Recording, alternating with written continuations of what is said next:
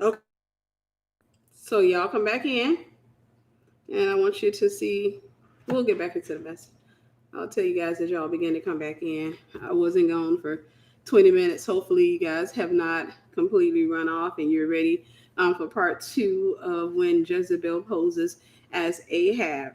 I'm excited. And as you're coming in, thank you so much. As you're coming in, make sure that you are letting me know that you're here because YouTube is not always going to tell me that people are on. So, hey. I do apologize. Now I regret after the fact, I'm like, I should have just went and got up and went and looked. It turned out to be the Amazon guy making a delivery. It was not my yard guy. It was the Amazon guy making a delivery. And not only did he make a delivery, because I figured if it's a delivery or something like that, he would go on. But he didn't just make a delivery. He sat out in front of my house in his truck, which is the reason Milo kept going to the door. So I figured it was my lawn guy. I got a new lawn guy that's coming out. My old lawn guy has pretty much kind of like fired himself. Um, but that's neither here nor there. But my new guy's supposed to come out on today, and I'm supposed to give him a tour of the lawn, show him everything that I want to get done. He's already given me a quote, but I need extra work done. And so that was the reason I got off of here. I figured there was no reason for me to get up and go to the door. And now I'm regretting that I didn't get up and go to the door. But with that being said, as you are coming in, always remember, be a blessing. Make sure that you're liking this. Make sure that you're sharing this on your Facebook, your YouTube, and not just YouTube, but on Instagram as well. I got to get real active on Instagram. So make sure, hello, how y'all doing? Make sure that you are tagging me. I like when y'all cut the clips out of the parts that bless you, and then you tag me on Instagram when you cut those clips out. So we're going to get back into the lesson. I'm trying to give it a time for people to come back in. We had nearly 100 people that were on when we were so rudely interrupted by my K9 who was trying to pay his rent, and an Amazon guy who was trying to take a break in front of my house. Yeah. But before we go into that, I want to give y'all this.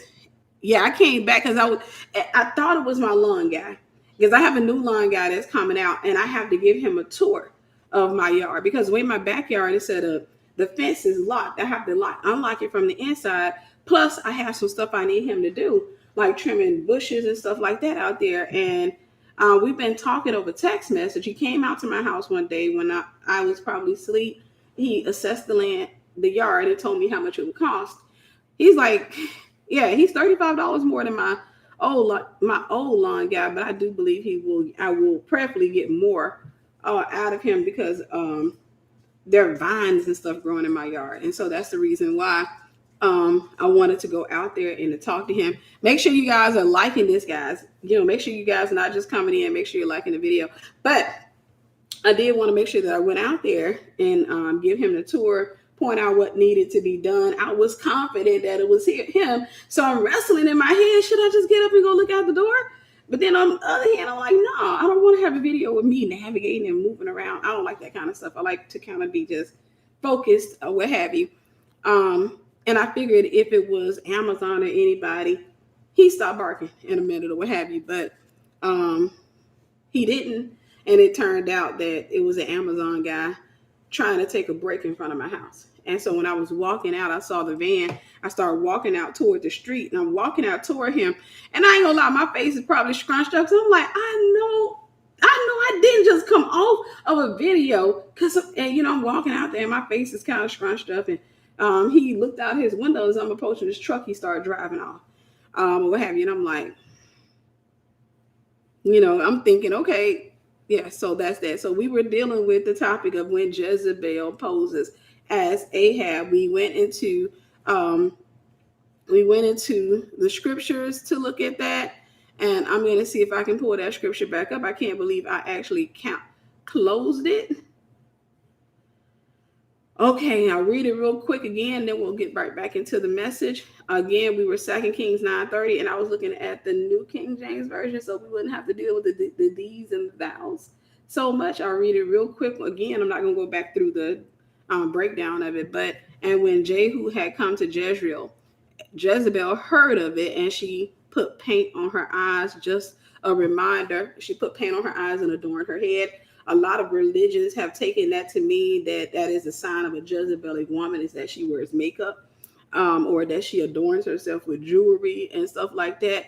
A lot of times anytime you have someone who's reading the Bible without the Spirit of God, then you have religiousness and false religions that are birthed, and they are birthed out of scriptures. They will actually say scriptures to you, and that's what makes it so hard to fight with them if you are not studied. And so they'll be like, okay, in your Bible, because I've seen your pastor. If you have a female pastor, I've seen your pastor. She wears a lot of eyeliner in your Bible, and it'll show you scriptures and stuff like that. But if you read the Bible without the Spirit of God, and at the same time, if you're not studying the word, what's going to end up happening is you'll become religious. And so when she paint her eyes, remember, theologians have many speculations as to why she painted her eyes. But the one I'm pretty much going with is the one I suspected, is that she did it so that she could basically just appeal to him. She could have been trying to appeal to him romantically, but I don't think that. I think it was more so, I don't want to look like the evil witch you think I am. So if somebody come into your house and they say, let's just say if somebody put a rumor out there that you were a witch and that you were evil or what have you, and that person was coming out and that person had some type of power, you're probably not going to sit in your house walking around and your edges all stick, everything just looking a mess. If you know you're having to have a meeting with that person. They're not coming to your house, but you're having to have a meeting. You're not going to show up at the meeting looking crazy. You're going to try to look your best. You're going to try to look, and even though you know you're not a witch, you're still going to try to look your best because you don't want to give into that belief. I believe that the reason she painted her eyes was just more so, and she adorned her head, was to appeal to his eyes, was to appeal to him. It could have been romantically, or it could have been just, hey, I just want to look innocent.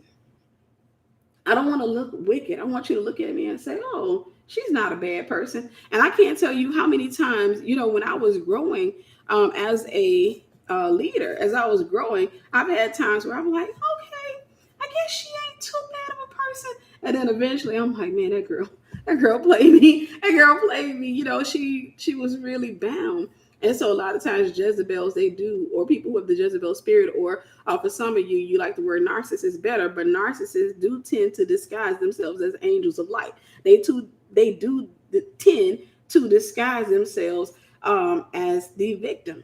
And they can tell stories where they were the victim. I want you to hear me when I say this. If you were to deal with Jezebel in the Bible, 9 times out of 10, she came from a pagan background. They believed in shrine prostitution and stuff like that. I can bet you by golly wow that she has stories of traumatic things that happened to her. And so sometimes people can come and they can give you a bunch of stories of traumatic things, and they can show you where they qualify to be the victim. But in reality, where they have been victimized, they still grew up to become predators. They started off as victims, but eventually they became predatory. They became predatory, but when they come across you, a lot of times what they're going to do is they're going to dress in sheep's clothing. They'll put on something and make themselves look a little bit more believable and nice. And you don't even know what my mom did to me and my dad, and what have you. And then, they'll tell you my mama got a Jezebel. Everybody in my family got Jezebels. And, they always trying to control me. They always trying to do this or what have you. And they will pass themselves off as an Ahab. But in truth, they have a Jezebel spirit. In truth, they're just as Jezebelic as the household they came out of. And the reason that they're passing themselves off as an Ahab is because in the church, for whatever reason, we have come to believe that the Ahab is innocent. In the church, we have come to believe that the Ahab is innocent and is the lesser of the two evils. And I have to submit this time and time and time again, because what's happening in the Western world is that a lot of people who truly have the Ahab spirit are sitting back feeling like victims. They're sitting back and they're just like, I'm so tired of attracting narcissistic people to me. And, it's just like, I've had to deal with that my whole life. I just really want some people to come into my life who's going to love me or what have you. So it causes them to become passive in their own deliverance. What they're doing is what Jezebel did. They're painting their eyes and adorning their head. But in reality, what has to happen is somebody has to confront them about their idol worship. Somebody has to confront them about the fact, and I'm going to put this out there because you can't get free if I'm candy coating everything and making it nice for you. But they have a lot of them, the majority of, I won't say a majority, I would say a great majority of them, a large majority of them, got to get delivered from laziness. See, somebody just caught on fire right now in their home, their wigs. Most Ahabs have to get delivered from laziness. They have to get delivered from fear, and they have to get delivered from laziness. Because what happens is when you're dealing with a Jezebelic person, the way that they Ahab another human being is by using the fact that that person is fearful, that person doesn't want to really have to work, that person is they like being a victim. You know, there are people out there. There's a condition, and let me see if I can pull up the name of that condition. But there's a condition where some people, they love playing the victim. Let me see if I can find the name of that condition. While I'm doing that, we got quite a few people on here, but not that many people who like the video. Make sure you're showing your support and like the video. Let me put disorder, always victim. Okay.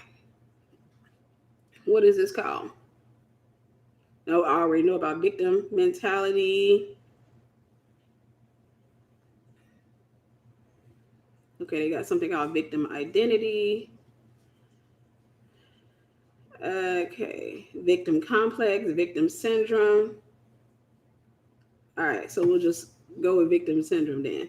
We got a lot of different things, but there's another name for a disorder where there are some people who absolutely, they're addicted to being the victim.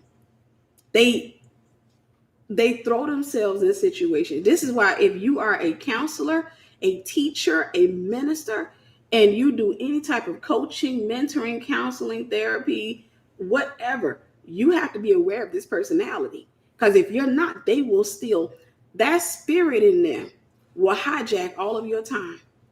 It will bring you under their different types of control. All control is not go sit down, do this. All control. Sometimes control is this here. I need a meeting with you. I'm just so tired of life and people. That person is hijacking your time. Sometimes control is, I do mentorships, coaching. Sometimes control is a person can get frustrated and completely come up missing. I'm talking about get mad and decide, I ain't gonna turn in no homework. I ain't gonna show up for none of the meetings. And I can see them on a message board looking at the messages, but they won't do anything. What are they doing? It's a form of control. What it looks like is, and I can use my hands for this. What it looks like is, now let me do it this way. I want to show you guys. I want to give you an opportunity. I want to give you a visual of what this looks like. Try not to.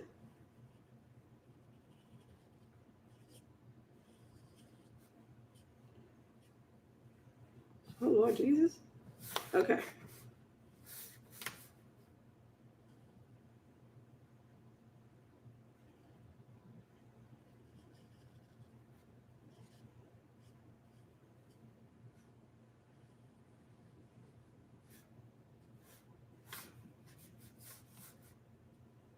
I ain't gonna draw the whole bodies, but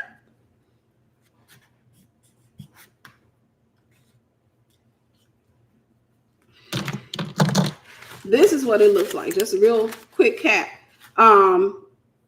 This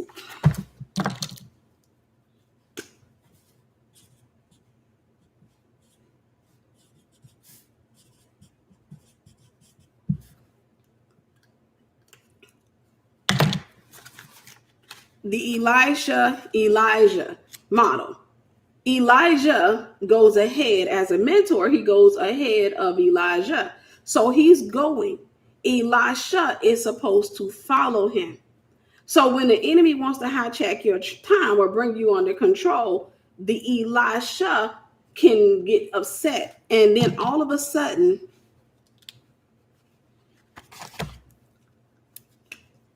let me move my pastor's book because I don't want to accidentally put magic mark on that. I would be devastated if I did that.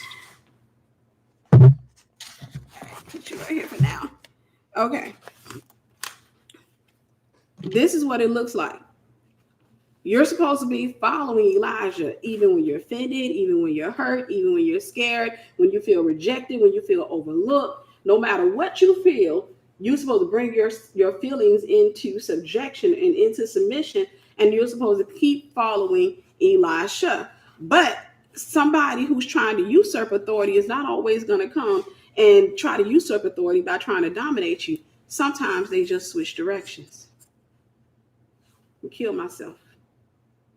I'm tired. You know what? I don't feel like I'm good enough.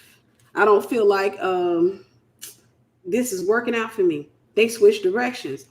The design. Now, they may not be fully cognizant of it, but the design is to get Elijah to switch directions and to chase them.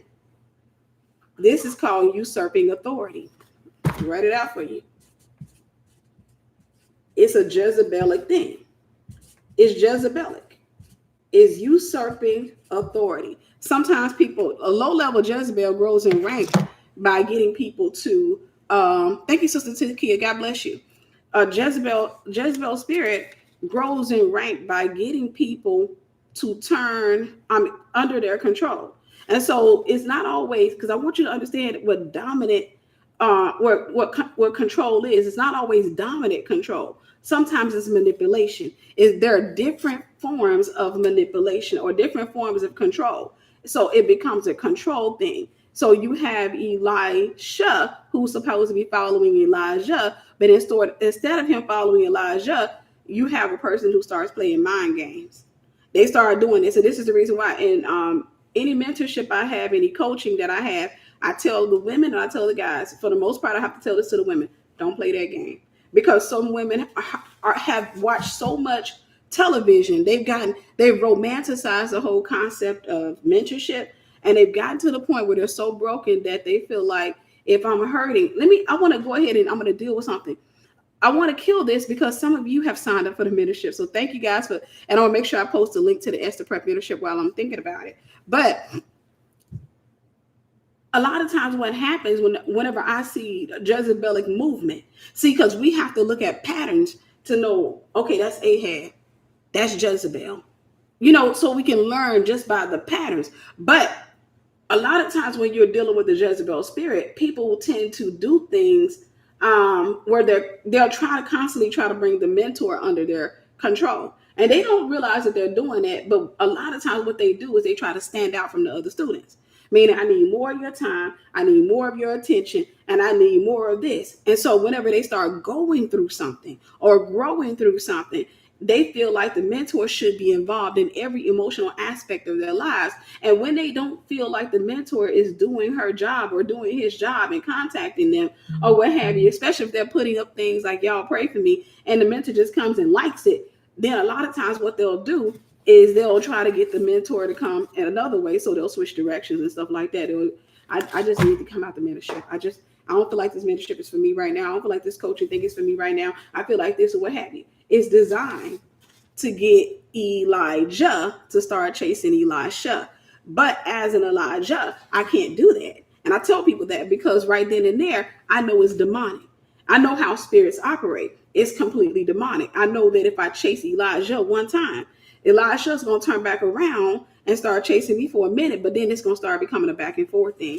And eventually they bring the mentor under control like that. It's a Jezebelic move. And so for those of you who have mentors or those of you who are coming into mentorship with me, you got to understand there is a temptation if you have a Jezebelic spirit or if you have the residue of Jezebel, there is a temptation that you will feel at times when you don't feel like you're getting the attention you want. You don't feel like you're getting the help you want. There are times where you will feel like, you know what? I'm just going to quit. But in all truth, you're really not wanting to quit. I used to be a wife, guys. You're not wanting to quit because I used to sit up there and be mad when I was married. and say I want a divorce, but I didn't want a divorce when I said that. You know what I wanted? I wanted him to see how severe the problem was with me. I wanted him to see how upset I was. I wanted him to find out and just to say, okay, I didn't know it was that big, baby. See, because I was immature. I was immature. I was broken and I was bound. I wanted him to say, okay, no, wait, stop right here. Let's talk about that. Because I didn't know it was that severe for you. And thankfully, this is one thing I'm going to say this because some of you are waiting to get married. One thing I love about how God wired men to not be emotional. So when you go to playing those little Jezebelic mind games and doing that type of stuff, you know what they do. And God wired leaders, most leaders like that. You know what a man to do? When you go to talking about a divorce, he just say, whatever. He learned to ignore you. He's not going to give in to that because he understands this is you're playing a bunch of games, trying to force a conversation out of him, trying to force a reaction or trying to force a result to come to pass. And a lot of times, if you keep doing that, a guy will tell you, I'm tired of that. Come Monday, tomorrow I'm going to file for divorce. And I don't want to hear nothing else about it. And you'll find yourself as a woman, wait, because this is what we do. We wouldn't expect it. What are you talking about? No. Why are you talking about divorce? You didn't came to me 5 times in 2 weeks talking about a divorce. I'm tired. I'm going to give you that divorce. Baby girl, you go and do what you feel like you need to do. I'm going to go file. I'm going to file. And the thing about it, because men are logical, we believe them because we know they mean it. They ain't just saying it. They're not like us. We saying it to get a reaction. They saying it because they tired for real. They saying it because they like, oh my gosh, are you really? You really? And so when a guy sits there, then a woman gets upset because she feels like you should have chased me. This is an issue that we have. It's an issue. It's because Hollywood has taught us to romanticize people chasing us. You should have chased me when we broke up. This is why so many women are mad 5-10 years later after a divorce and they done got remarried and the man that they were with and got remarried, but they still mad at their ex. To the men who are married to women like that, let me tell you why they mad. They mad because he didn't chase them. That's why they mad. He didn't chase.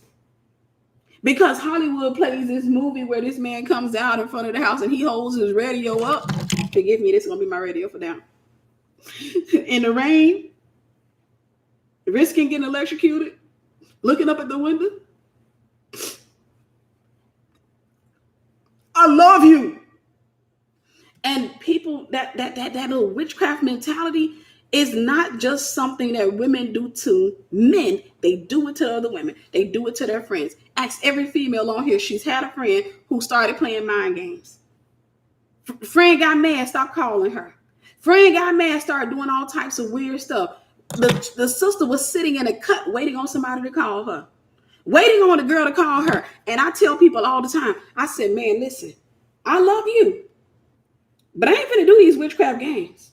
I ain't gonna do the mind games. If you sitting up, I told y'all, one of the friendships I had to end, this girl, the third time she did this to me, I ended that friendship. When she sat there and said, I'm gonna need to consecrate. Meaning I ain't gonna talk to you for a week or two. Cause I'm mad because you rebuked me. So I ain't gonna talk to you for a week or two. Rather than have a conversation with me, I need to consecrate. I'm gonna be consecrating now. I'm gonna probably consecrate a month. I got rid of that child. You ain't got to worry about it because I'm not going to play mind games. Women are sitting around, y'all hear me. Some women are sitting around being abstinent. They got their legs closed, but they ain't getting no deliverance. Abstinence is great, but you need to get some deliverance with it. Regular bouts of deliverance. You need to be educated. You need to understand the Jezebelic model. You got to understand it. But let's get into the message. You have so many people to this day who will disguise themselves as an Ahab because they are so used to getting attention. They will come to you and they'll say, and this is why a lot of times people come to me and they say, Tiffany, I'm mentoring or I'm ministering to this person. She her mother dogged her out. I'm like, make sure she's the real victim. Her, well, yeah, I met her mother. Her mother's a piece of work. Yeah, she may have been a victim of her mother, but you may be her victim. She may be a Jezebel wearing a training bra, and you're the first Ahab that she's bringing under control. You got to pay attention to her patterns. You got to pay attention to her movements, because if she has a Jezebelic spirit, you're going to notice different things that she's going to do. She's going to want to talk to you when she wants to talk to you. She's probably not going to answer your calls. If she called you and you don't answer the phone, she's probably not going to answer your call when you call back, because you know what? She has to have you under her control. She's trying to teach you a lesson. When you find yourself being trained, that's a Jezebel spirit. It's not an Ahab spirit. When somebody starts training you, when somebody starts playing mind games, like you called, they call you, and you don't answer your phone. Maybe you were sleeping. Maybe you were on the toilet. Maybe you were taking a shower. Maybe you didn't hear your phone. If you're like me, I keep my phone on silent. Or you just didn't hear your phone. Either way, or maybe you were on the phone. Maybe for me, for example, my business line is attached to my phone. So a lot of times I'm on the phone with a customer, and if I see somebody I know calling me, I gotta let them go to voicemail, because I may be taking credit card information over the phone. I may be typing it in. I'm not gonna tell them to hold on to talk to you. So if I hang up and I call right back and I'm going to voicemail, and the person constantly, or especially when you can tell when people send you the voicemail real quick, if I see that pattern, I know that chances are I'm dealing with somebody who is showing signs. I'm not going to say that they have the Jezebel spirit, but they're showing signs of narcissism. They're showing qualities, symptoms. They're showing signs that they are narcissistic traits, that they are narcissistic. And so when I see that, I'm going to start looking at other things that they tend to do. When you talk to a person after you discover that it's a pattern, the best thing to do is to have a conversation with that person and say, hey, I noticed that if I miss your call and I call you right back, I'm talking about sometimes seconds later, you won't answer my call. Sometimes people will be honest with you, tell you the truth, girl, I was just mad. Most of the time they just mad because they felt like she'll never want to answer her phone for me. That's why I ain't gonna answer her calls. That's vengeful thinking. That's vengeful thinking. And when you see that type of trait, when you see that type of behavior, that's a narcissistic move. Doesn't necessarily mean the person's a narcissist, but that's a narcissistic move. And if it's something that's continuous, you want to look for other signs that the person may have the Jezebel spirit. And then in that particular case, what ends up happening is the person will attempt to train you by not answering your calls. That's designed to teach you a lesson. How dare you not take my call? And in a case like that, I always have a hard conversation with the person. I always tell them, I say, look, I'm not going to always get you your calls. And I'm not about to go under fear, because that's what that spirit, that's one of the fear is one of the castrating spirits. Remember that Jezebel was surrounded by eunuchs. It's one of the castrating spirits that Jezebel uses, confusion and fear. And so I'm not about to go under fear to the point where,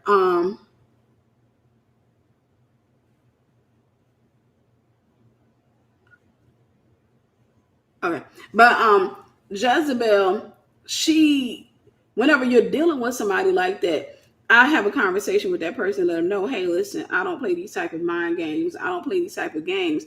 And let them know, I see a pattern of yours. You have a habit of not answering my calls. And so this is you trying to use fear. It's designed to make me get like this. Oh my God, I missed her call. Sis, I am so sorry. Have you ever found yourself, it's like everybody you talk to, you're always having to send them emojis, like happy face emojis, just so that they'll know that you're not offended with them. You're always having to apologize if you miss their call. That's a sign. That's not a good thing, because the reality of it is, if I love you and you love me, we know that I'm going to be in your life for life. You're going to be in my life for a lifetime. And so because of that, I should be able to miss your calls. It's nothing malicious on my part. I'm not sitting in my house like this, looking at your call. I don't feel like talking to her. And even if I did, then I have to have the grace to have that moment to feel that way. I should have the grace to have that moment to say, man, I don't feel like talking to nobody. I should not be obligated to talking to you. I shouldn't be obligated to dealing with you. I shouldn't be obligated to that. So when Ahab dresses as Jezebel. No, first I want to deal with this because a lot of people think that the Jezebel is the more wicked of the two. And I've been teaching this and I'm going to keep teaching this because a lot of times we do a lot of teaching on the narcissist. We do a lot of teaching on the Jezebel spirit. We're always trying to rescue Ahab. And I'm going to tell you, um, I got people in my family who are Ahabs, for example, and they paired up with Jezebels. And they'll complain and talk about their Jezebels all day long. But I'm gonna tell you something. I got a chance to watch a male relative of mine who has been under the control of a Jezebel for a long time, and he will complain about her, dog her out in front of talk about her, how she, he openly would tell people, she put witchcraft on him. He openly tells people he has a very passive demeanor, a very meek, mild mannered demeanor, to the point where it's very easy for you to latch on to him. It's very easy for you to feel bad for him. But anything you tell him, he's going to go back and tell Jezebel. Anything you say to him, he's going to go back and say to Jezebel. He will do all of that talking, but he'll always go back over there to Jezebel. And it took people years to catch on to that this man, his thing is, he'll come, he'll talk, he'll do all of that stuff. But at the end of the day, that's just his game. Him playing the victim. That's just him doing his little deed. But he'll turn around and, he ain't gonna walk away from it. He likes that or what have you. But he's gonna go and he's gonna put on all these different masks. But he's a true Ahab. He's a true Ahab. But there are cases or many scenarios where you will come across people who either think that they are an Ahab. I've come across plenty of people who are really low level Jezebels. And by the time, when I see their patterns, I can simply say, that ain't no Ahab. She keep telling people she an Ahab, but she ain't no Ahab. She keep telling folks that, I know I've had the Ahab spirit my whole life. No. You were a low level Jezebel operating as an Ahab at one point because you were around stronger Jezebels. And I want y'all to hear me. Anytime you're around a stronger Jezebel, then you have to operate in a role. If you have two Jezebels, if there's one that's strong and there's one that's weaker, the weaker one will start to operate in the role of an Ahab. They'll start having Ahabic tendencies. They'll start doing things that look Ahabish, and it's easy to look at them and say, oh, she has the Ahab spirit, when she doesn't. She has the Jezebel spirit. But if you partner up, or you start walking with her, you'll start seeing little things that she does, little mind games. And sometimes when you're dealing with, let's just say maybe a low level or passive Jezebel, a Jezebel in a training, by a Jezebel in training, they'll do little things to aggravate you, to poke you. They'll do little things. It's not always just big control, dominant control. In some cases, they'll do stuff like, again, not answering the call. And then they'll play innocent. Whenever they'll keep provoking you, and then when you say something to them about it, they'll be like, oh, I didn't realize. I'm so sorry. I'm so sorry. No, since I see you, you sent a chat and I responded to your chat, or I sent you a chat.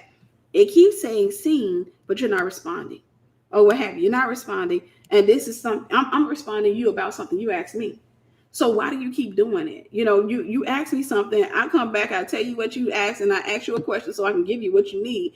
But why do you keep playing mind games? Why we got to go 24 hours, 48 hours, 72 hours before you communicate? Why we got to go through all that before you say something? This is just an example. If you've done anything like that, I'm not talking about you. I'm just giving an example of things I've seen. But why do you do stuff like that? They'll do little things. Let me give you another example of this.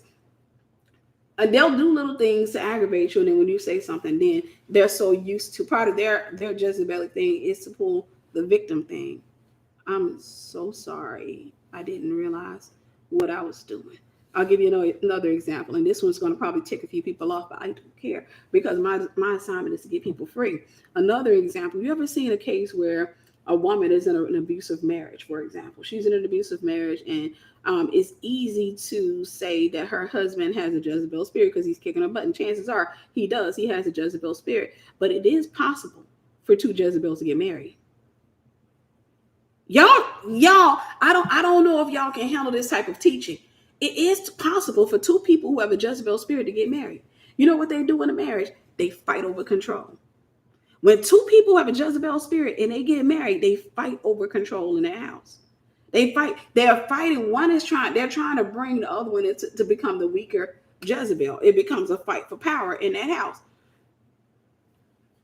Most of us have seen cases, and we have never really talked about this because for us, we always feel like in the Western world, I don't want to come off as insensitive. So it's like certain things that are considered taboo, like you just don't say that, you just don't do that, or what have you. But there are cases, and we've seen it, where a woman is married to a man, and what she has done, what she's done, is you'll see her, and she's just real mild. Hey sis, how you doing? And her husband always hitting her. But you ever notice that she constantly, and this is not to justify him hitting her because she needs to leave him if he's hitting her. But I'm going to show you a chance. I'm going to show you that she has a Jezebel just like him. Her Jezebel is more covert. His is overt. So you got a covert narcissist and an overt narcissist that are married to each other. And it's always easy to think that the covert narcissist is a victim when they are not. Because if you get her away from him, if she leaves him, she's still got a Jezebel spirit. If you bring her into contact with an Ahab and she marries an Ahab, she will submit him. She will see him. But I want to show you examples. You ever seen cases where a woman had a Jezebel spirit, and or she came off as an Ahab, she came off as the victim in the marriage, husband kicking the crap out of her butt. When you talk to her, you just like, man, I hate that, because she's a sweet woman, she's real nice. But then if you go around her house, you'll see she does little bitty things to provoke him. It's almost like a bait and switch. She does little bitty things to provoke him. She does stuff that she knows is going to provoke a fight. I'll give you an example. Again, I'm not saying, because it's never good for a man to hit a woman, and it's never good for a woman to hit a man. Abusive relationships need to be ended. But I'm talking about cases where the person is playing the victim. But if you want to know the truth, both of them are both predators and victims at the same time. It's easy to see her as the victim because she is the more passive, soft-spoken, meek. She the one that's skin and bones and teeth, and she just like, hey, how you doing? But what she'll do, for example, is she'll go to her ex-boyfriend's Facebook page, sit up in the middle of the night and just be looking at his Facebook page. Next thing you know, you come over to her house and you're talking to her, and it's still in her history. It's still in her history. Next thing you know, or you talking to her on the phone, and her husband come up in there, he like, really? And next thing you know, that fight, she's like, what are you doing? And you over there on the phone like, girl, I'm calling 911. Girl, I'm calling 911. She'll do little things to provoke him. She will intentionally,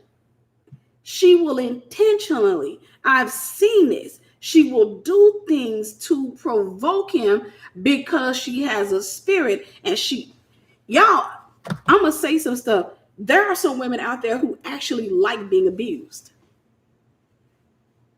You know why? They feel like that means he loves me. They're broken.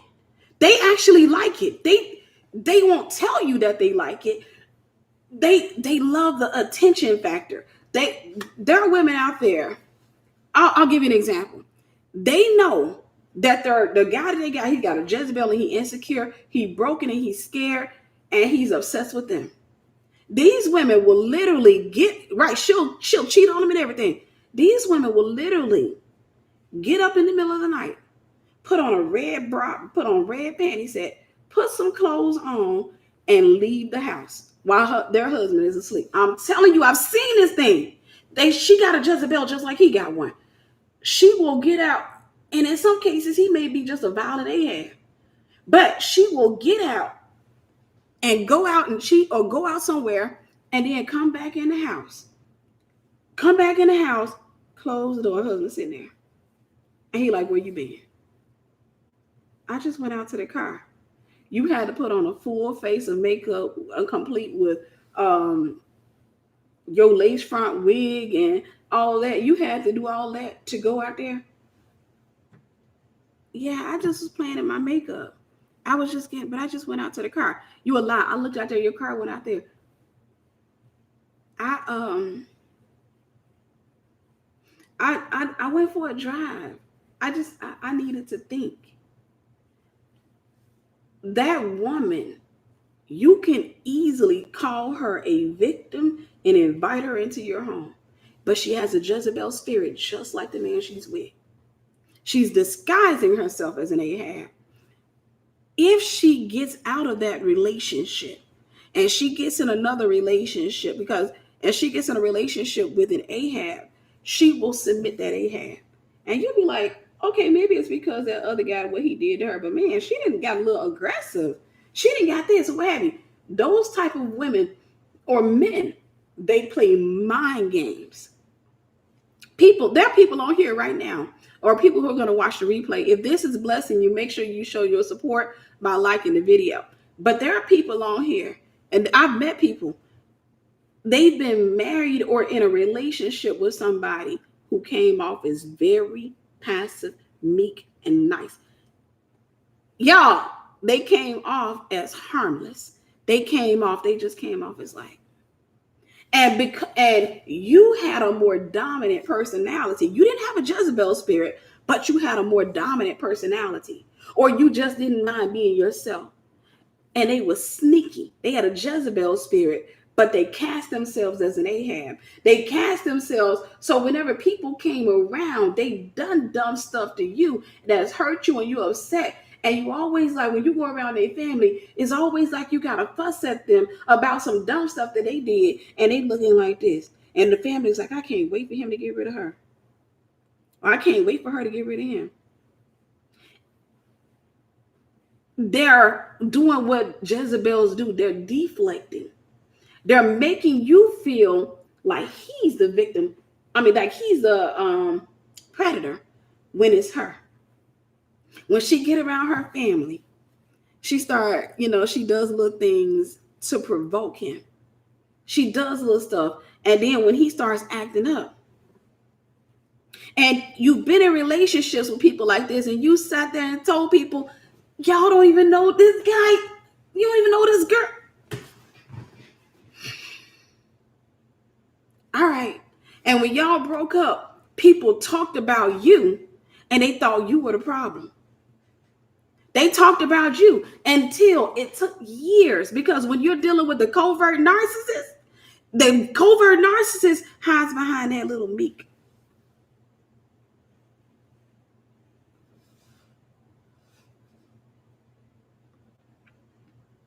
It took years. Years later, you start getting emails from people. You went to the store one day and somebody stopped you in the store. And they're like, hey, you saw me, you're like, hey, how you doing? You recognize this is a friend of your ex's or what have you. Let's just say your ex is a guy. You're female. Your ex is a guy. He always came off as real passive. But with everybody know he had a problem. He was addicted to porn. He was always cheating on you. But he just had a very meek personality. He was always playing mind games. He was always manipulating you. And because you were more verbal and vocal about it, people thought you were the Jezebel. They thought you had the Jezebel spirit. And so years later, you had to take it. You had to take the hit behind that relationship. Years later, you're walking through the supermarket and you happen to see your ex's best friend's wife. Your ex, his male best friend, you see his wife. So she's shopping and she passed by you. You ain't expecting her to speak because, he got them in a divorce. But she says, hey, how you doing? You're like, hey, how you doing? And then she comes back and you realize, you see her looking around. Is she looking for me? She come back. She come over there with you and she says, hey, I just wanted to tell you, thank you for being you. I'm not going to lie to you. I thought you were the problem. I really did. I think he had us all fooled. We thought you were the problem. We thought you were the Jezebel because you were always loud. You were always upset. You were always frustrated. But he was always, had his head down. He always came off as real passive. But girl, that woman he with now, he done dogged her. Then he tried to get my husband to cheat on me. He did. Girl, we found out. Possibly I'll deal with that in a second. But we found out, girl, this man, and he got arrested. He did. It started coming out in the wash. It takes time for that. So that's the reason I tell people, stop trying to clear your name. Let people think what they want to think, because if you're right about that person, he gonna burn him. It's gonna show up at some point. He's gonna burn him. He's gonna burn him. There are a lot of people who, especially covert narcissists, they always pass themselves off as Ahabs. And in some cases, it's not malicious. Some cases, they just believe that they're Ahabs because they haven't been educated about that spirit. So they automatically think that if I'm the passive one in a relationship and somebody's controlling me, it must mean that I'm the Ahab. No, the issue is demons come in rank. Whenever you get two Jezebels that come together, there's going to be a little bit of a friction, a little bit of a fight in the beginning, and then eventually one will submit. I've seen this. I remember going somewhere with an ex of mine, and he had a relative was a strong Jezebel. Not only was she a strong Jezebel, she was in a witchcraft. And I remember going somewhere, and at that time I knew she was in a witchcraft, but I couldn't convince him. I was like, she plays with witchcraft, bro. And he was like, nah. But I'm like, all right. So we end up going to some shindig, some get together, some gathering, or what have you. And this was the guy, he was African. But we went to some gathering, and we're in somebody's house. And it was the funniest thing for me. I'm an observer.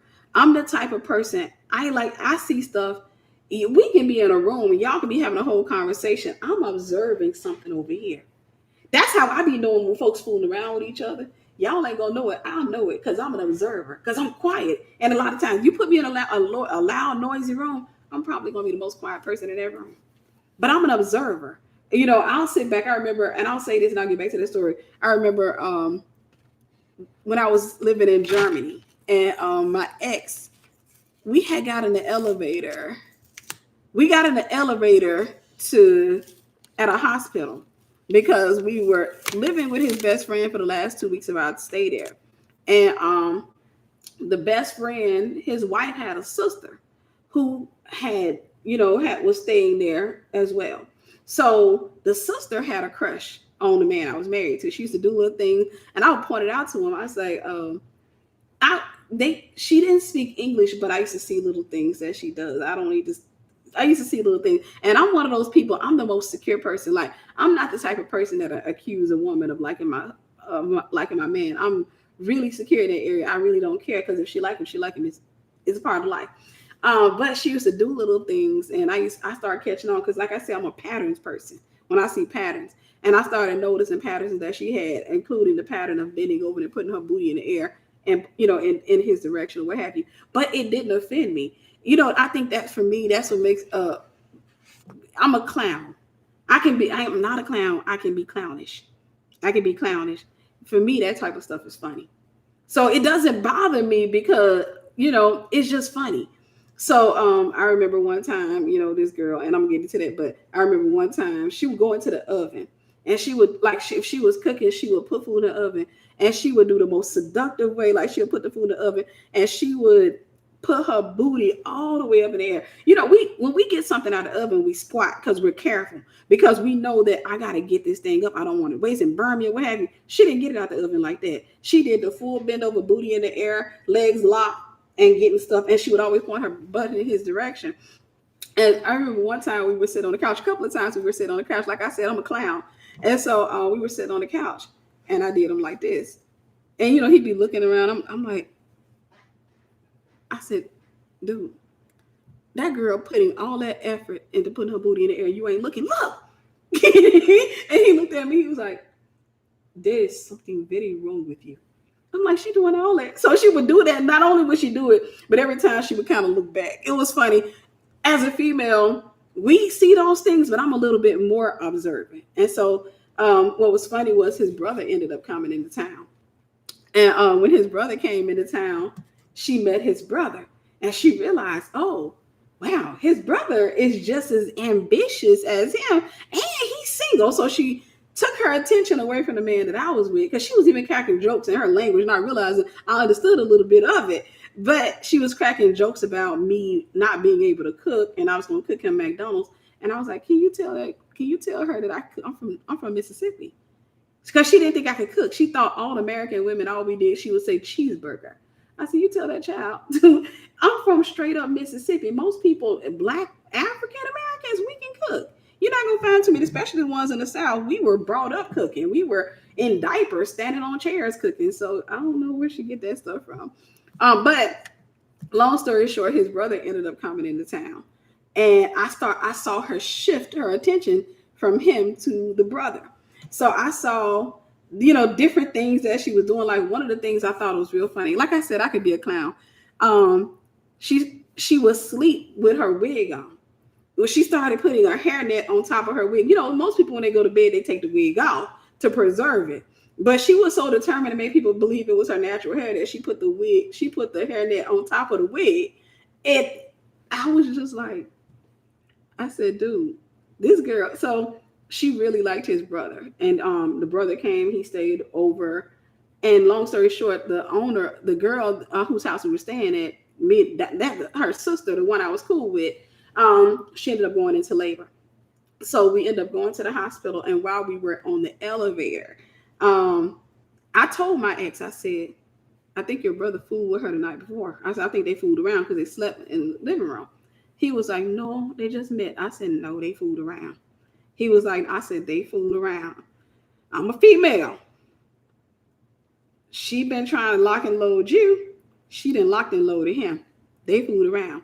He was like, no, I don't think, and he would always, it was funny, he's always said, African, we don't. I said, you gonna stop with that African stuff with me and stop acting like I haven't lived. So we were in the elevator, and now it's a crowd of us in the elevator. I'm an observer. I know I'm kind of deviating, but it's just funny.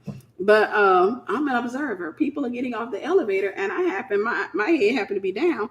I noticed his hand and her hand touching, and they held hands for a few seconds, and they hurry up and let their hands go. As they're coming out the elevator, they kind of like, in the crowd, they let their hands go. And I looked, and I just started laughing. I didn't say anything at first. And then I told my ex, I said, they were holding hands in the elevator. He said, no, they weren't. I said, yes, they did. I said, it was really brief. I said, I saw his hand go into her hand, and they held hands for like a few seconds, and then they let go as we were coming out of the elevator. They let go so nobody else would see it. And he was like, huh. So he went at his brother, and his brother admitted to it, and so he was like, yeah, we did. And we are now a couple. Oh, what have you? I said, man, y'all gonna stop with this. Stop trying to act like I don't see what I see. Don't try to convince me of that. I'm anointed for that. I'm an anointed observer. So anyhow, let's get back into the other story I was really trying to tell y'all. So we're in the United States at this point, and my ex, we go with a relative of his to a get together. It's a party that they're having on behalf of somebody who passed away. It's pretty much, it's giving money and all this stuff. So long story short, we're over there, and the relative of his, she has a very strong Jezebel. The girl who owns the house, or whose apartment it was, had a Jezebel. So that girl, it was really fast. It was really fast. And that's why he didn't want to believe that I saw. But I'm an observer. God wired me like this. I'm an observer. I see stuff. I can look at a female and be like, that ain't your friend. She wants your man. It used to feel like a curse at one point. I had to start embracing it and start being afraid of it, because I was really afraid of that anointing. But it took so many times for people to come back and tell me, because when you have that gift, you really feel like maybe I be looking too deep into stuff and what have you. And then it took people to come back over time and tell me, Tiffany, you were right, or what have you. But we're at this party, we're at this get together, and then all of a sudden, his relative, who has a strong Jezebel, she starts trying to submit the woman who owns the house.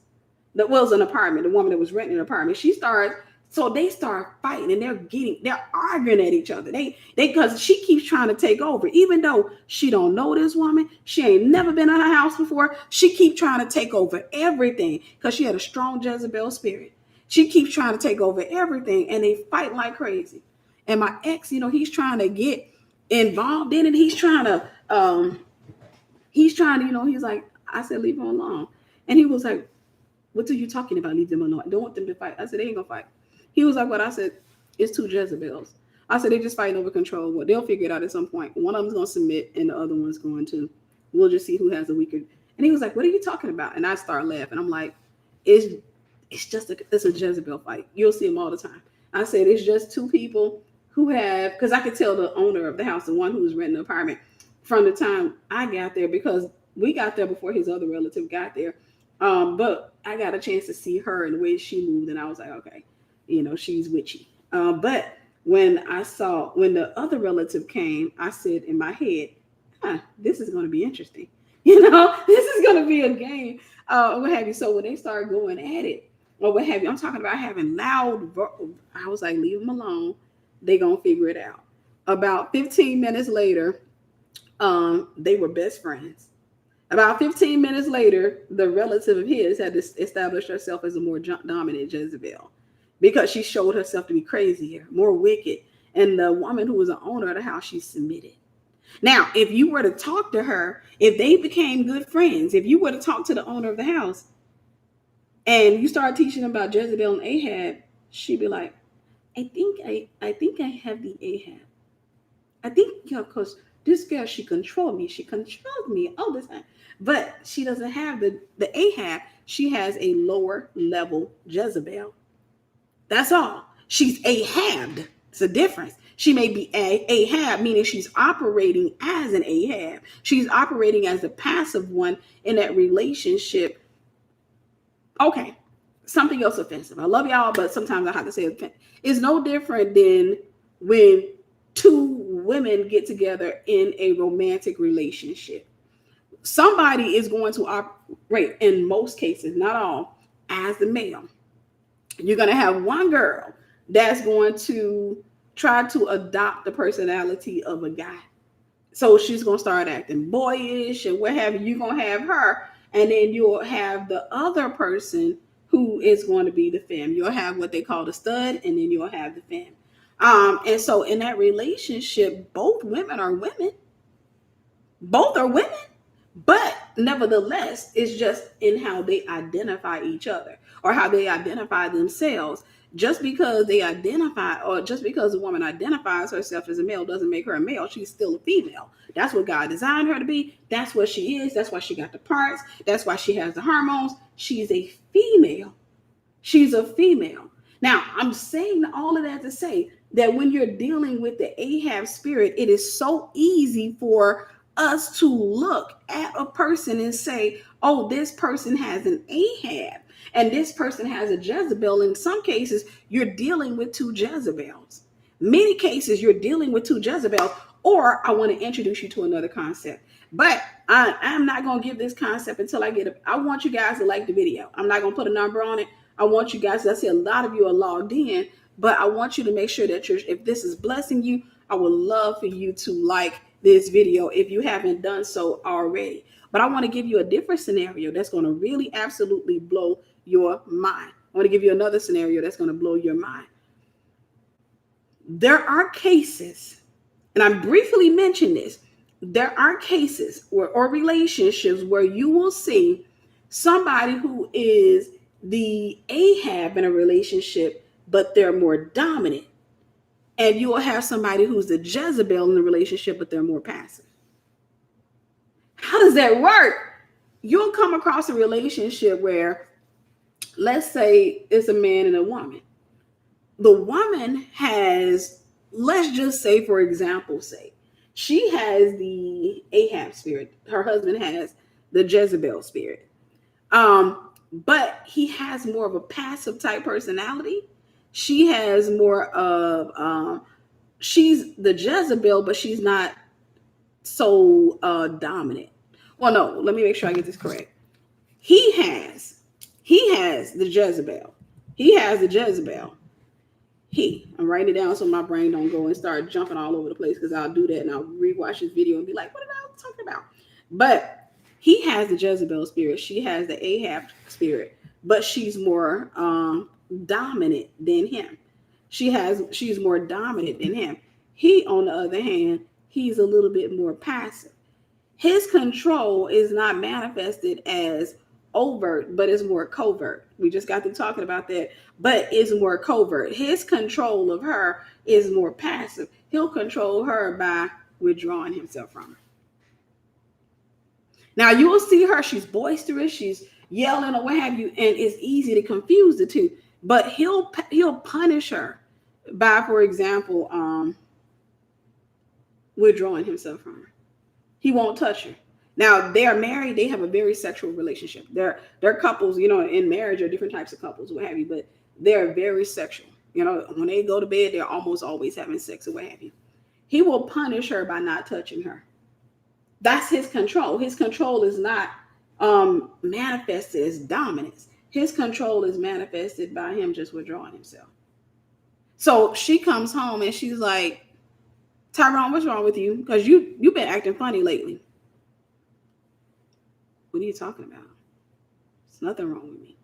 He'll make her feel like it's something wrong with her. She will literally start feeling like she's crazy. But he has a Jezebel spirit. He'll be sitting up there. He'll be like, what did I do now? Like, what is it? And she like, you come in this house from work. You don't speak. You and I, we were best friends. We hung out. He's like, I just don't feel like talking some days. Can I take some time off? I know I'm playing with somebody's wounds, but we got to get healed. Can I take some time off, please? He's a narcissist. He's a covert narcissist. Her, on the other hand, she's freaking out. She's acting up, but she has an Ahab spirit, but she's a more controlling one. She uses more dominant control. So her dominant control is, I'm going to leave you. If you keep doing this to me, I'm walking away. That's her dominant control. But it's a response to how he's wired.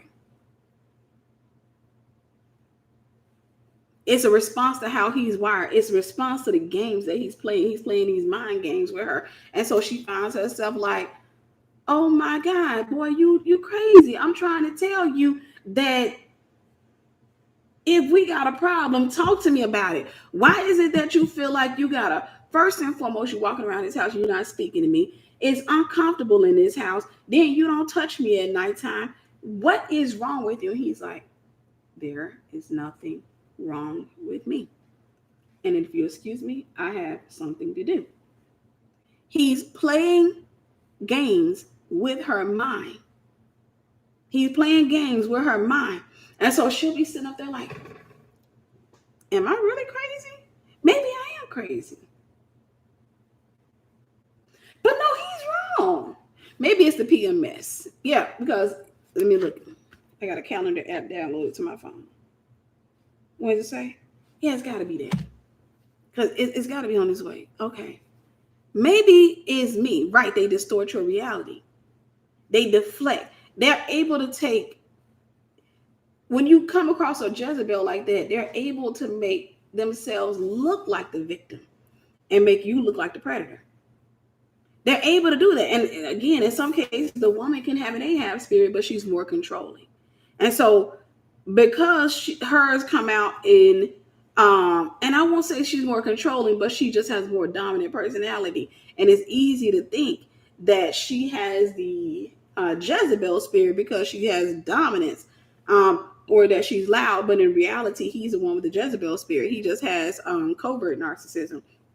And because of that, he just covers it up. He hides it. And so he'll play little mind games with her. Women of Brewster Place. I remember that briefly, but not too much about it. But he'll play games with her or what have you, and she'll be thinking something wrong with her. Because he'll be like, I just haven't felt like having sex.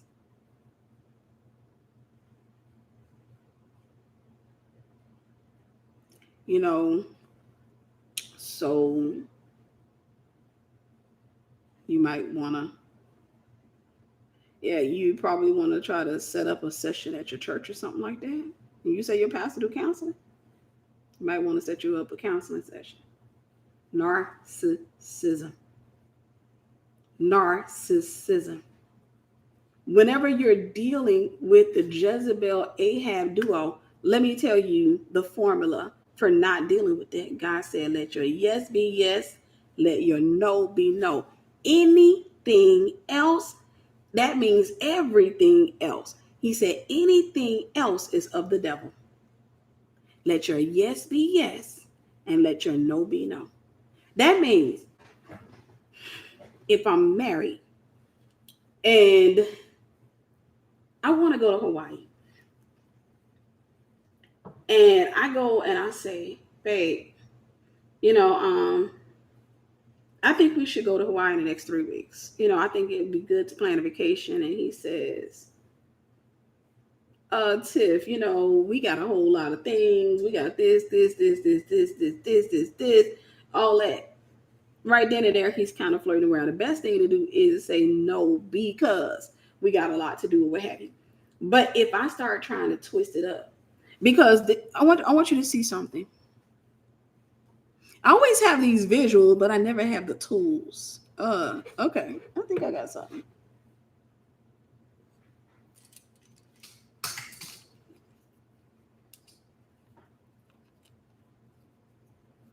Let's see something real quick. My tripod thing. I'll show you guys something. All right, this is for my cell phone, obviously. I got another one here. Let's see if this works. It actually works.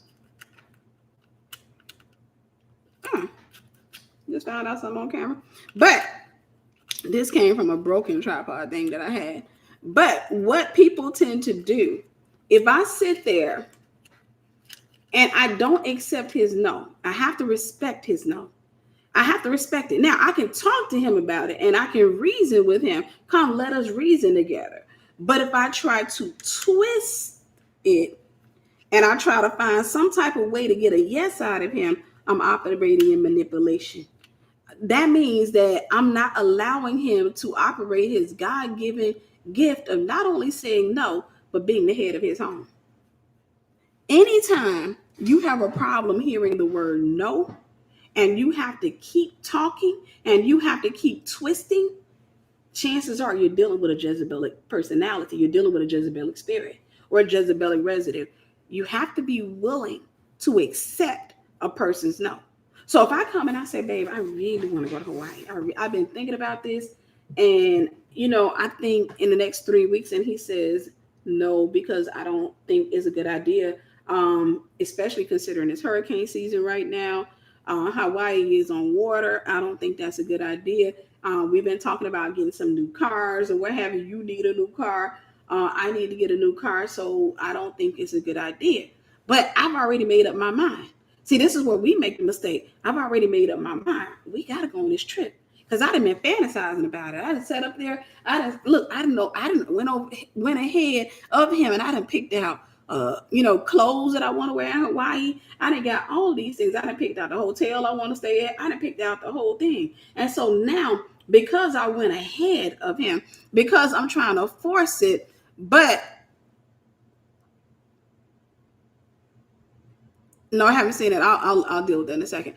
But if I come to him and I say, now, there's nothing wrong with reasoning together. The Bible tells us, come and let us reason together.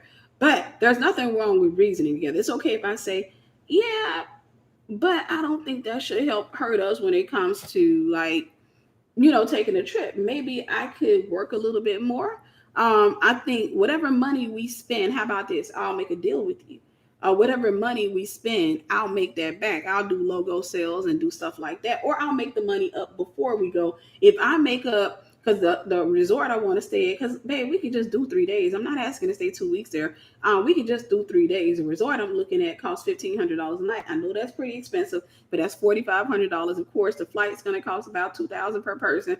That's another $4,000. Jesus, we're looking at $8,500 already. We ain't even counting food and excursions. So yeah, that is about 10,000. So if I can make that 10,000 up within the 3 weeks or what have you think we could do it? I'm reasoning. There's nothing wrong with that. But here's where where it becomes demonic. If I sit back and then what I'm doing now is twisting. When you start trying to twist stuff to make it fit, I want to give you something else. I know what I see, Lord. I just put me something up over here that I don't need. What is it? Oh, no, I need that. Yeah. Let's use this. It's not what I want, but we'll just use this because I want to give you a visual.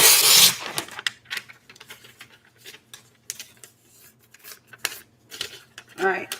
This paper has a shape. This, I've already torn it, but it doesn't belong here. Let your yes be yes and your no be no. It doesn't belong here. If I start trying to twist it just to get control, if I start trying to twist and twist and twist, and I force something into place, and I'll give you an example of twisting. First, I come and I say, "Oh, babe, come on. I just really want," and he's like, "Tiff, that's going to probably set us back $5,000 to $10,000 in 3 weeks." And we talk, that's a car right there. You know, I can get myself a nice used car. That's probably 2 cars. If we shop, if we pay, Tiff, that's not a wise move. But I don't understand. I mean, babe, and then now let me show you how we start twisting. Babe, come on. You know, it's hard because it's like, you know, Sherry, her husband, they went to Hawaii and he bought her a new car. At that point now, I'm twisting.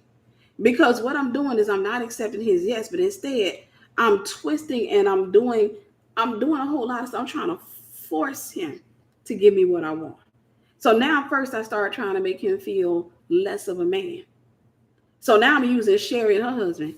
You know, Sherry and her husband, they just went to Hawaii and they went to Egypt. Then when they came back, you know, they still got cars. Tiff. And that's when the argument starts because he starts getting aggravated because he sees what I'm doing. Tiff. I said no. If I don't respect the no, this is when we start playing around in witchcraft. I sit back and I say, you know, it's not fair that, let me see. I had something in my brain. But I sit back and I say, you wanted, you know, about 2 weeks ago, you told me you wanted a new camera. That camera cost $2,000. And I ain't say nothing to you. I'm always trying to make sure you get what you want. I'm always looking out for you. And I just told you, I said, baby, go and get that new camera or what have you. And I let you get the new camera, but now I asked for a trip. And he says, Tiff, that's different. The camera is for me to make money. You want to spend. The camera is an investment. You're wanting to spend. Ain't no different because, okay, how much money you'd have made from that camera? At that stage, it is no longer a reasoning. At this stage, it is a fight. It's witchcraft. Because I won't respect. This is why the Bible tells wives, respect your husbands. That doesn't just mean respect them enough to be faithful and respect them in honor, but it also means respect the no. It means respect the no, even when they're wrong. It means respect the no. It becomes Jezebelic. This is why you got to practice as a single woman managing your mind. Hear me. You got to practice it. You got to practice being able to say no to yourself or being able to deny. Self-denial is self-control. You have to practice that, because if you're always getting what you want and you get into a marriage, what you're going to end up doing is getting in there and you'll start playing around with that spirit until it actually comes in. You'll start playing around with that spirit because you're so accustomed. Like, if I want this, so nobody can tell you no. It starts with your friends. Your friends can't tell you no. They can't miss your phone calls. Thank you, Brother Ammon. Amonra. I like your name. But your friends can't tell you no. Nobody can tell you no.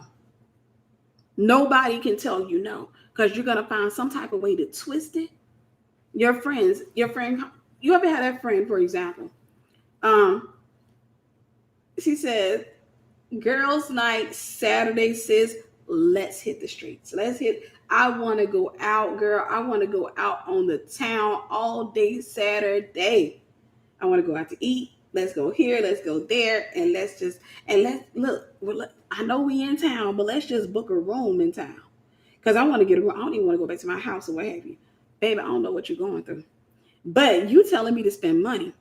And you look at that and you're like, well, sis, yeah, girl, we get a room together. We can go half and half. And, I was looking at this hotel. It's $500 a night. Why would I pay $250 when I got a whole house that I'm paying rent for? Why am I going to pay $250? And you talking about hitting the town, girl, I want to go here, here, here. And the whole time you're talking, I'm hearing ding, ching, ching, ching. By the time you finish talking, I realized you telling me I'm going to have to spend between $500 and $700 just because you're having a moment. Sis, first and foremost, I like to plan those type of things in advance. Secondly, it's pointless. It's too expensive. Girl, you'll never do nothing for yourself. Now you're twisting. Take my note and respect it. Now you're twisting. See, that's the thing that I don't like about you. You don't never want to go nowhere. You don't never want to do nothing for yourself. Women do this, and this is one of the reasons that a lot of women don't have a lot of female friends, because we're so used to twisting. Girl, child, to hang out with you is going to cost me $500 to $750. Are you willing to pay? Girl, heck no, you're going to pay for yourself. Okay, you're right. I pay for myself. I pay for my rent here. I pay for I got food in my house. Now, if you want to go out to eat, I'm cool with that. Let's go out to eat. But as long as you're not having a moment, just because maybe you got a stimulus check, ain't getting there. Just because you got some money, look, just because you got some money and you want to go eat at a $80 restaurant, I'm not going to go eat at an $80 restaurant. But I'm saying, girl, you're having a moment, and that's fine. You may find another friend who's willing to do that with you. You may find somebody else that is having a moment with you. I'm not having one. So if you say, hey, Tiff, I want to go to the zoo, and that's $20, and then go out to eat, and that's probably $20, $40. Yeah, I could probably go with that. But if you're telling me, basic, I got to pay $750 to deal with whatever emotional crap that you got going on, ma'am, no. And because of that, a lot of us, we have issues. We're so afraid of telling each other no that we're always having to say, like if a friend sent us something like that, we're texting her back, and we always have to put the smiley face in the text message. Hey sis, sorry, not going to be able to make it. I have so much to do on Saturday. Just remembered I had plans to do this and I had plans to do that. But please know that I love you and hope you have fun. Happy face, happy face, happy face.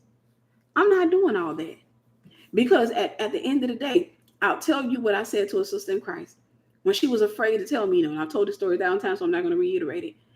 When I asked her to go somewhere with me, and she was like, I said, sis, let's stop. It's okay. You can tell me no. It's okay, sis. You can tell me no. You don't have, and I told her, I said, if anybody punishes you for saying no to them, that's not your friend. Brothers, if you're dating or courting a girl and you can't tell her no, let her go. See, one of the things I want y'all to understand is that I'm a balanced human. Meaning, I'm not the type of person where I'm not a feminist. I'm not the type of person that's going to support my female sisters if we're in error. I'm that person that's going to support the brother and the sister. I'm going to support what's right versus what's wrong. I'm not that person that's going to be like, girl, let me show you how to do that.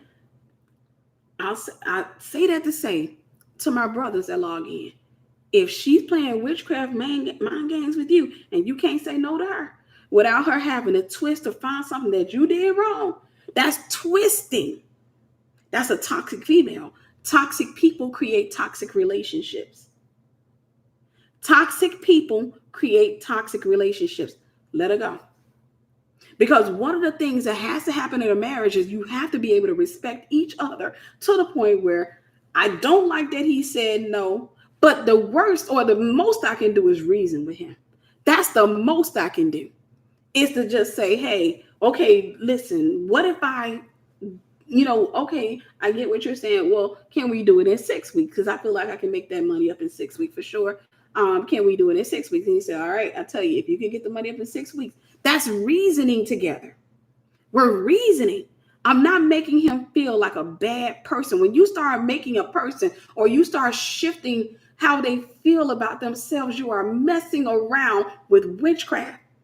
When you are willing to make a person feel like they're bad, they're bound, they're unreasonable just because they told you no, you are in error.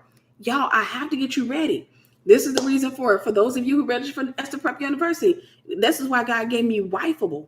I got to get you ready. I got to get you ready to be a wife. For those of you who join Wifeable, I'm going to be getting you ready. I got to get you ready so that you don't go into a marriage doing that. You Christian, he Christian, you completely destroy your marriage. When you get in that marriage and you're over there playing mind games because he told you no.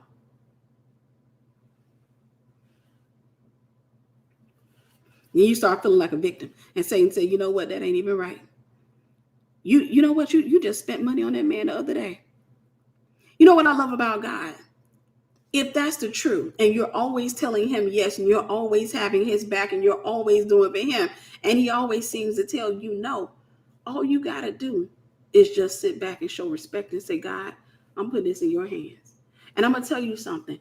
Test it and try it. God will deal with him. Sarah came to Abraham and she said to Abraham, cast that bondwoman out of my house, out of our house, and her son. That's Abraham's son. Abraham was grieved. Now, the Bible don't tell us what he said back, but I'm pretty sure Abraham had a few words to say. You the one told me to go sleep with the woman. Are you crazy? No, you're going to go tell me to sleep with this woman and have a baby with her. Now you're going to tell me to put her out. She submitted herself and she didn't argue back with whatever he said, because what ends up happening is God dealt with him. God told him, hearken to the voice of your wife. Hearken to the voice of your wife. One of the things that you want to do in a relationship, and I know we kind of ventured off over here, but if you want to have a marriage where the two of you have trust, one of the things you want to do is you have to give people the ability. For the female, you got to give your husband the ability. For the male, you got to give each other the ability to say no. And then you have to go in the room and feel it.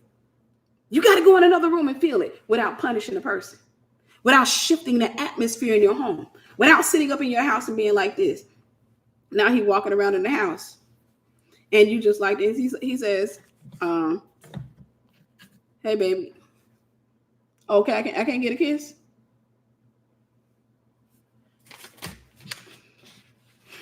You gonna cook? There's some bologna up in there. Bologna. Don't you got the Uber Eats app on your phone? You can't do that. You can't do that. You can't do that, y'all. It breaks down trust in the home. You can't do that.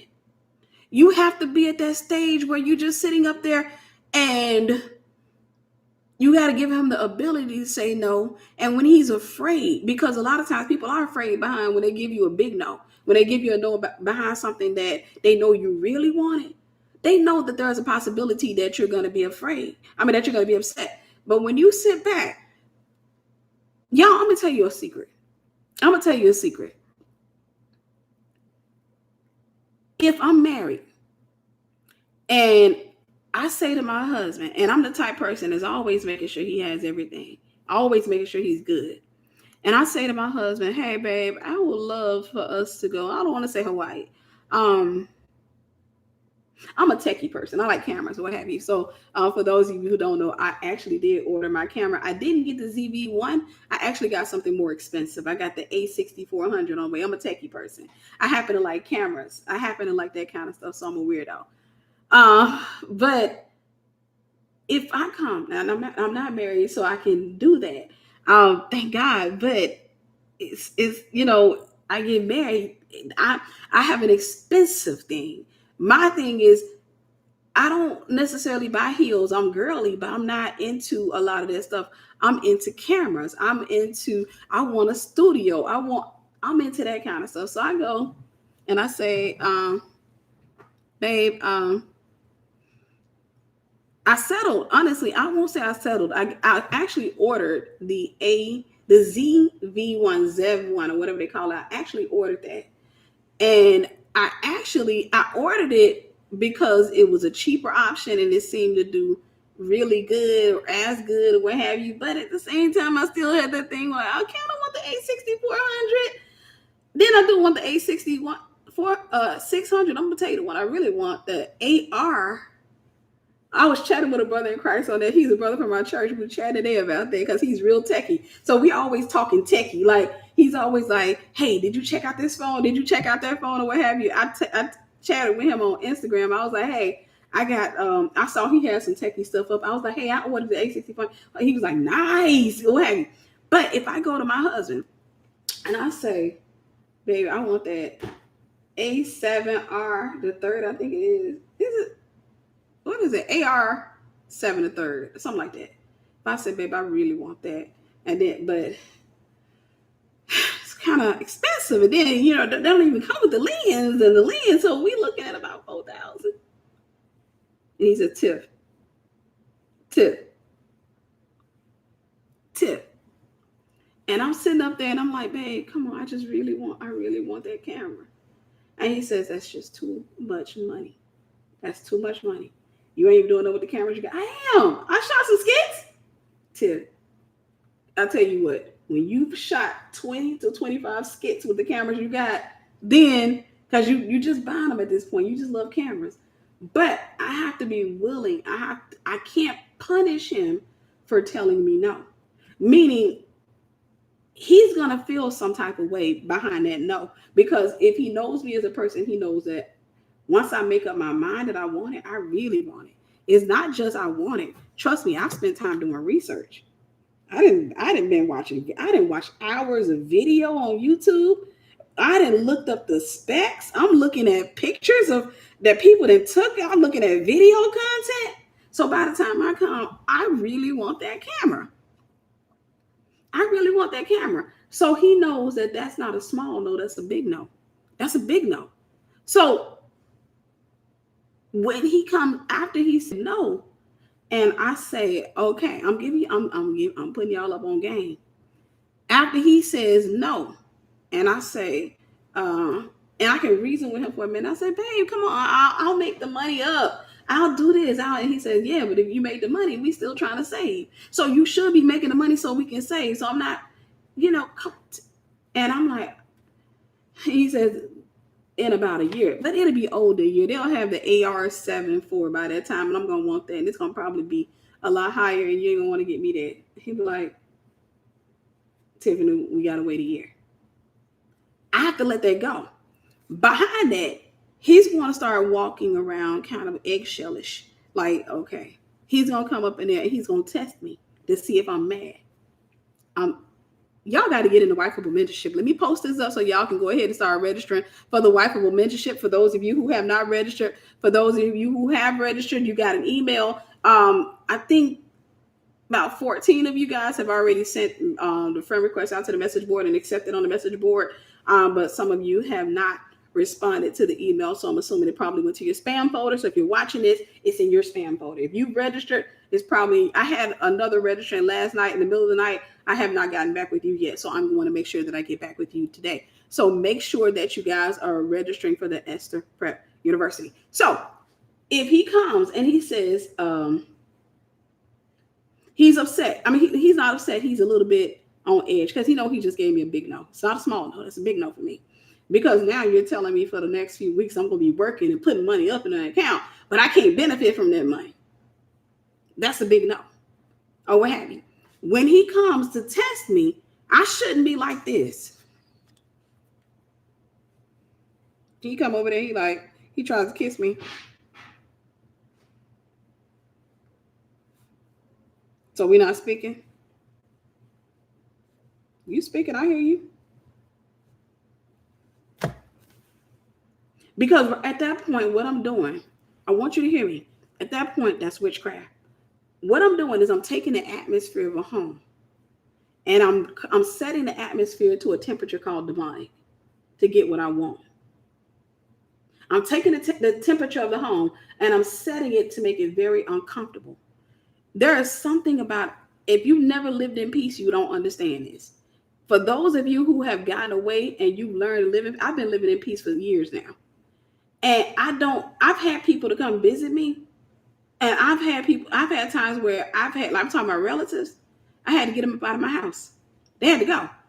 They got mad. They didn't know how to deal with being mad. You got to get up out of my house. Because at the end of the day, that's not how I do. We're not going, if we're upset, let's talk. I'll call you and say, hey, let's sit down and talk. But that don't mean you're going to get what you want. But if you're dealing with people who don't know how to do that and they in your house not speaking, when's your flight leave again? I'm going to put you back on your flight. But if I'm married, I can't punish him because, I'm going to give y'all something that's going to sound offensive again, but I have to get you ready. Do you want to know what the other woman has that you don't have? Sis, it ain't the big butt. You may be walking around with a badonkadon. He cheat on you with somebody that ain't got a butt. You want to know what she got that you ain't got? Peace in the house. He didn't go there for her. He went over there for the peace. Thank you. Peace. He went there for the peace. He didn't want a piece of her. He wanted peace. Because in your home, you decided to bring the devil in. You decided when you're doing this right here,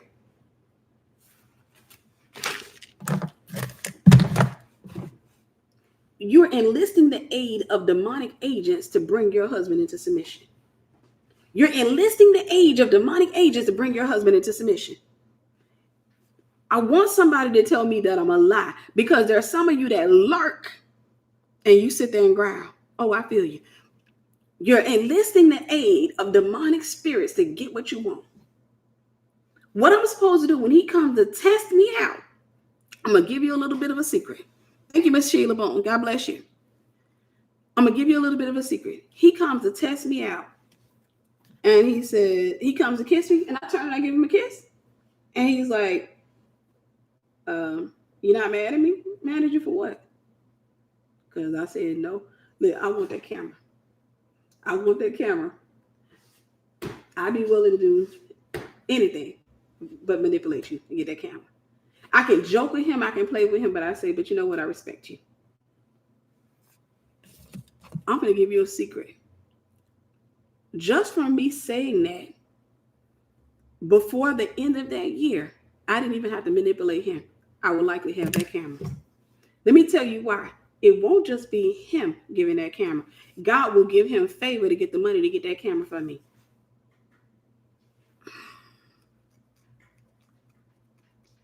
I want my growlers. I want the ones sitting in the background growling, because that's the issue. Some of you that are married, you're like, you can't stand your husband right now because you've been bringing witchcraft in your home.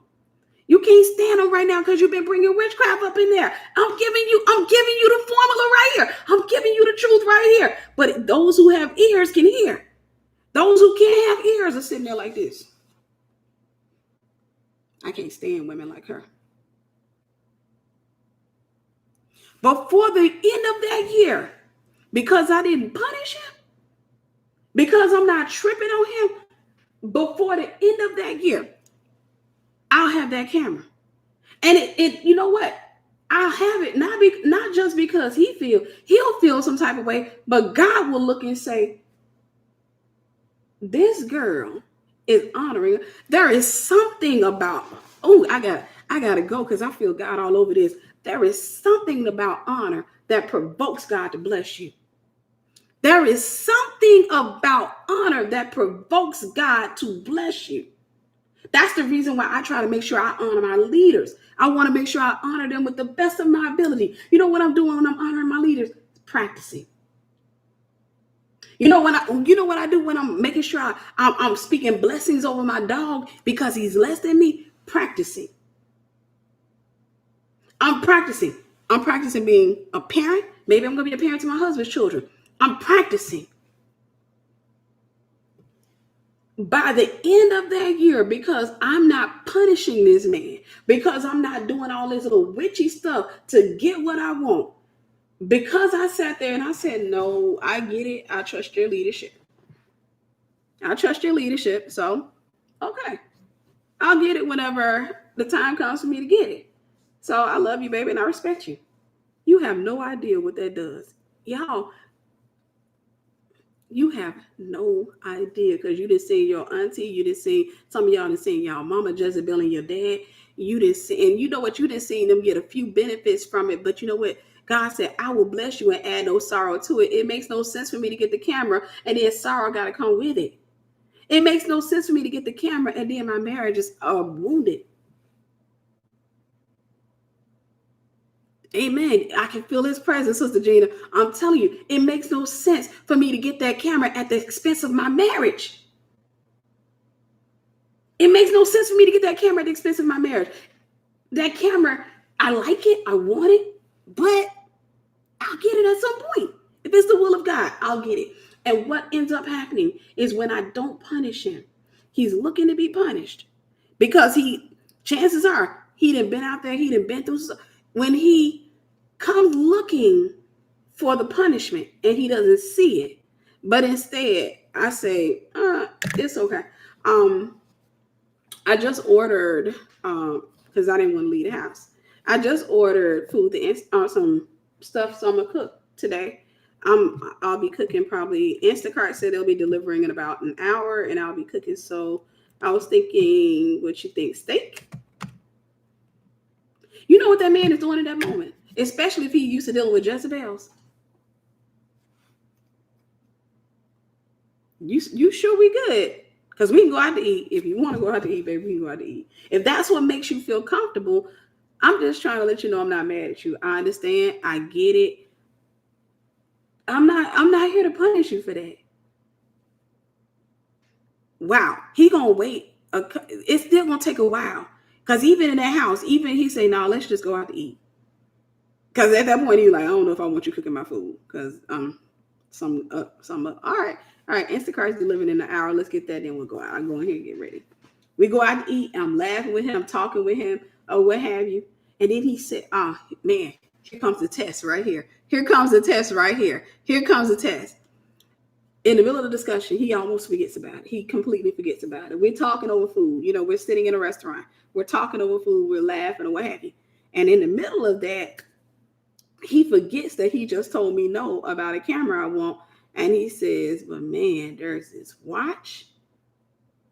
That thing like $750. I want that watch.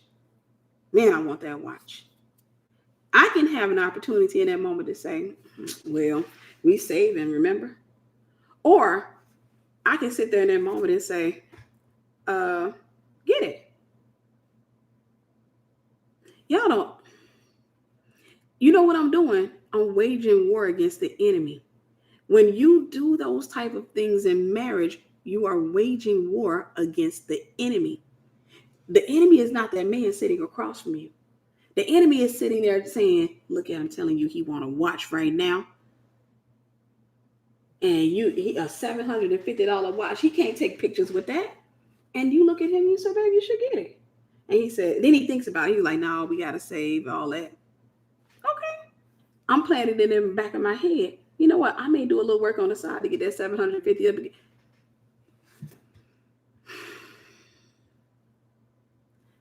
I have to get us delivered from witchcraft. We're in a new season. I gotta get you.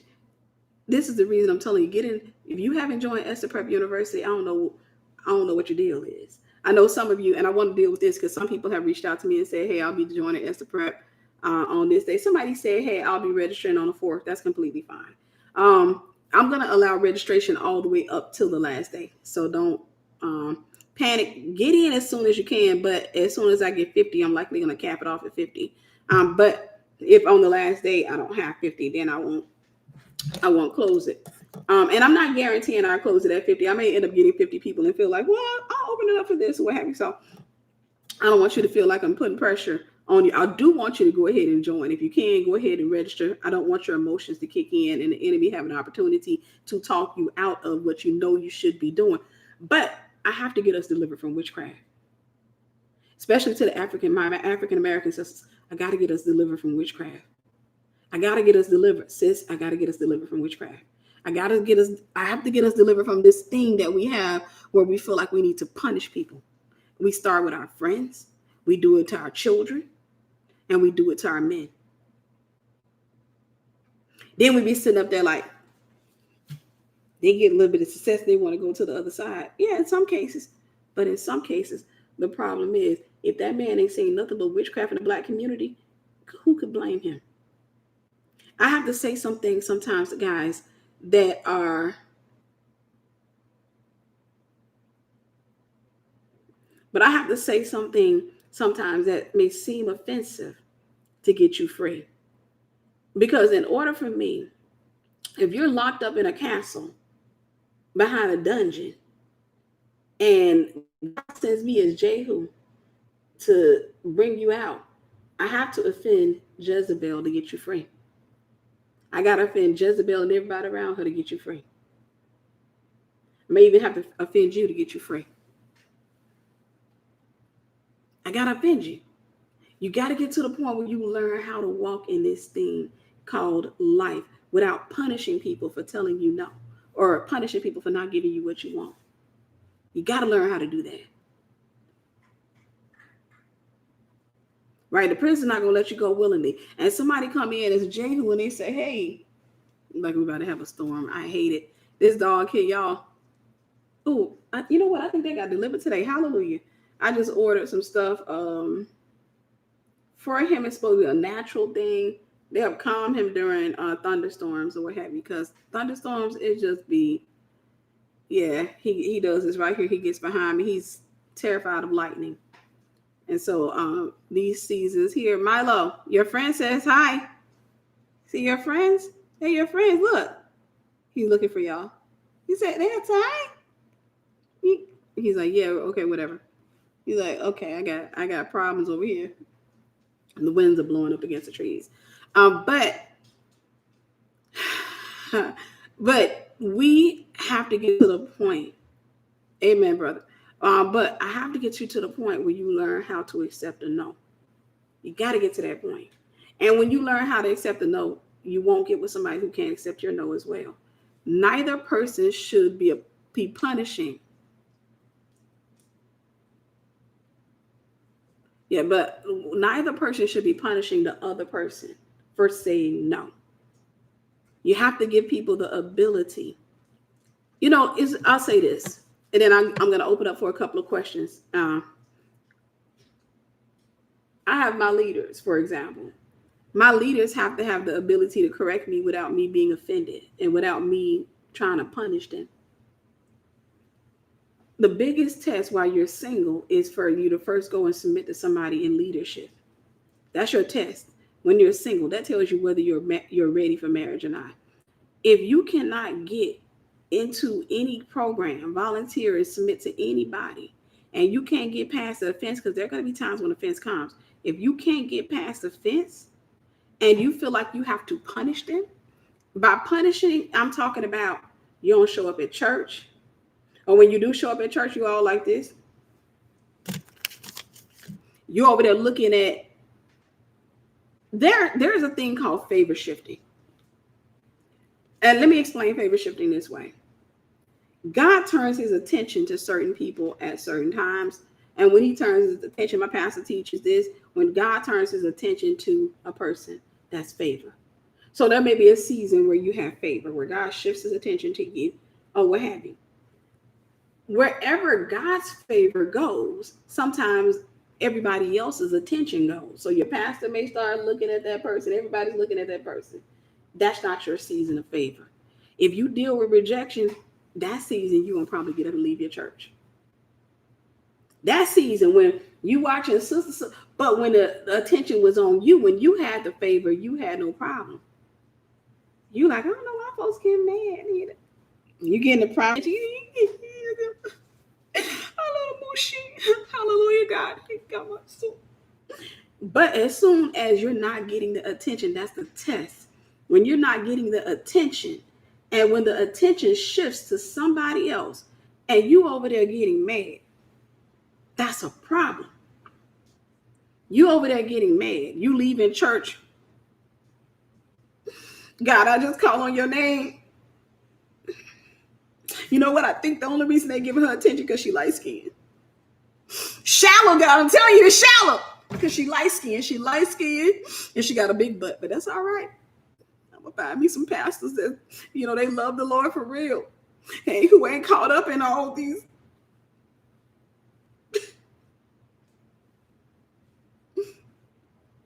Right, and swear is church hurt. Swear is church hurt when it's really you hurting the pastor. It's really you hurting the pastor. You in the car driving home. So then you go to somebody else's church the next Sunday because you didn't try to put them on punishment. When we talked about this, you didn't try to put them on punishment, but Elisha follows Elijah. You decide not to come to church, and your pastor don't call you. Then you start remembering the person that said, I didn't come to church because I wasn't feeling so happy and what have you. Pastor reached out to me. He reached out to her when she was feeling some type of way. She wasn't coming to church. But he knew she wasn't mad. She was just not coming because she was sick. But I think it's because she light skinned.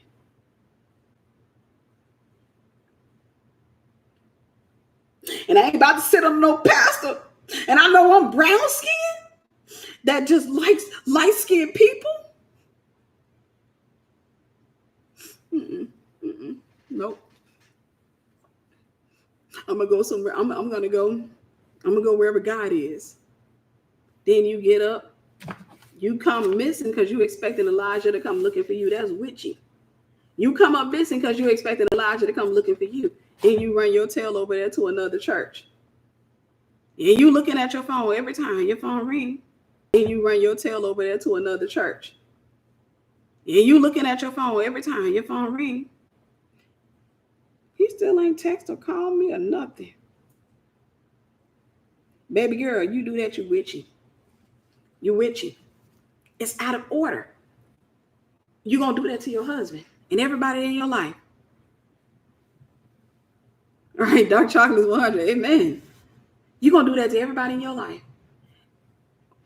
Now you sit up at the other church and they call, you go to the front and, to get prayer or what have you. You go to the front with all that bitterness in you. Pastor lay hands on you. You give them a courtesy call. They say, stand back up. Stand back up.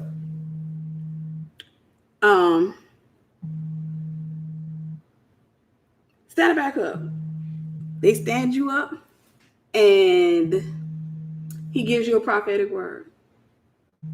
God said there's a call on your life. Now you're leaving your church because you got a prophetic word. Baby, you are out of order. You're going to leave your husband for the next man that give you a nice word.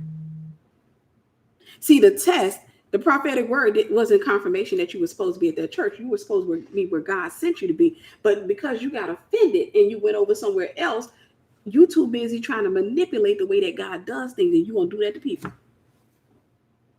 You're going to do that to people. You're going to do that to your husband. You're going to do that to your friends. You're going to do that to everybody.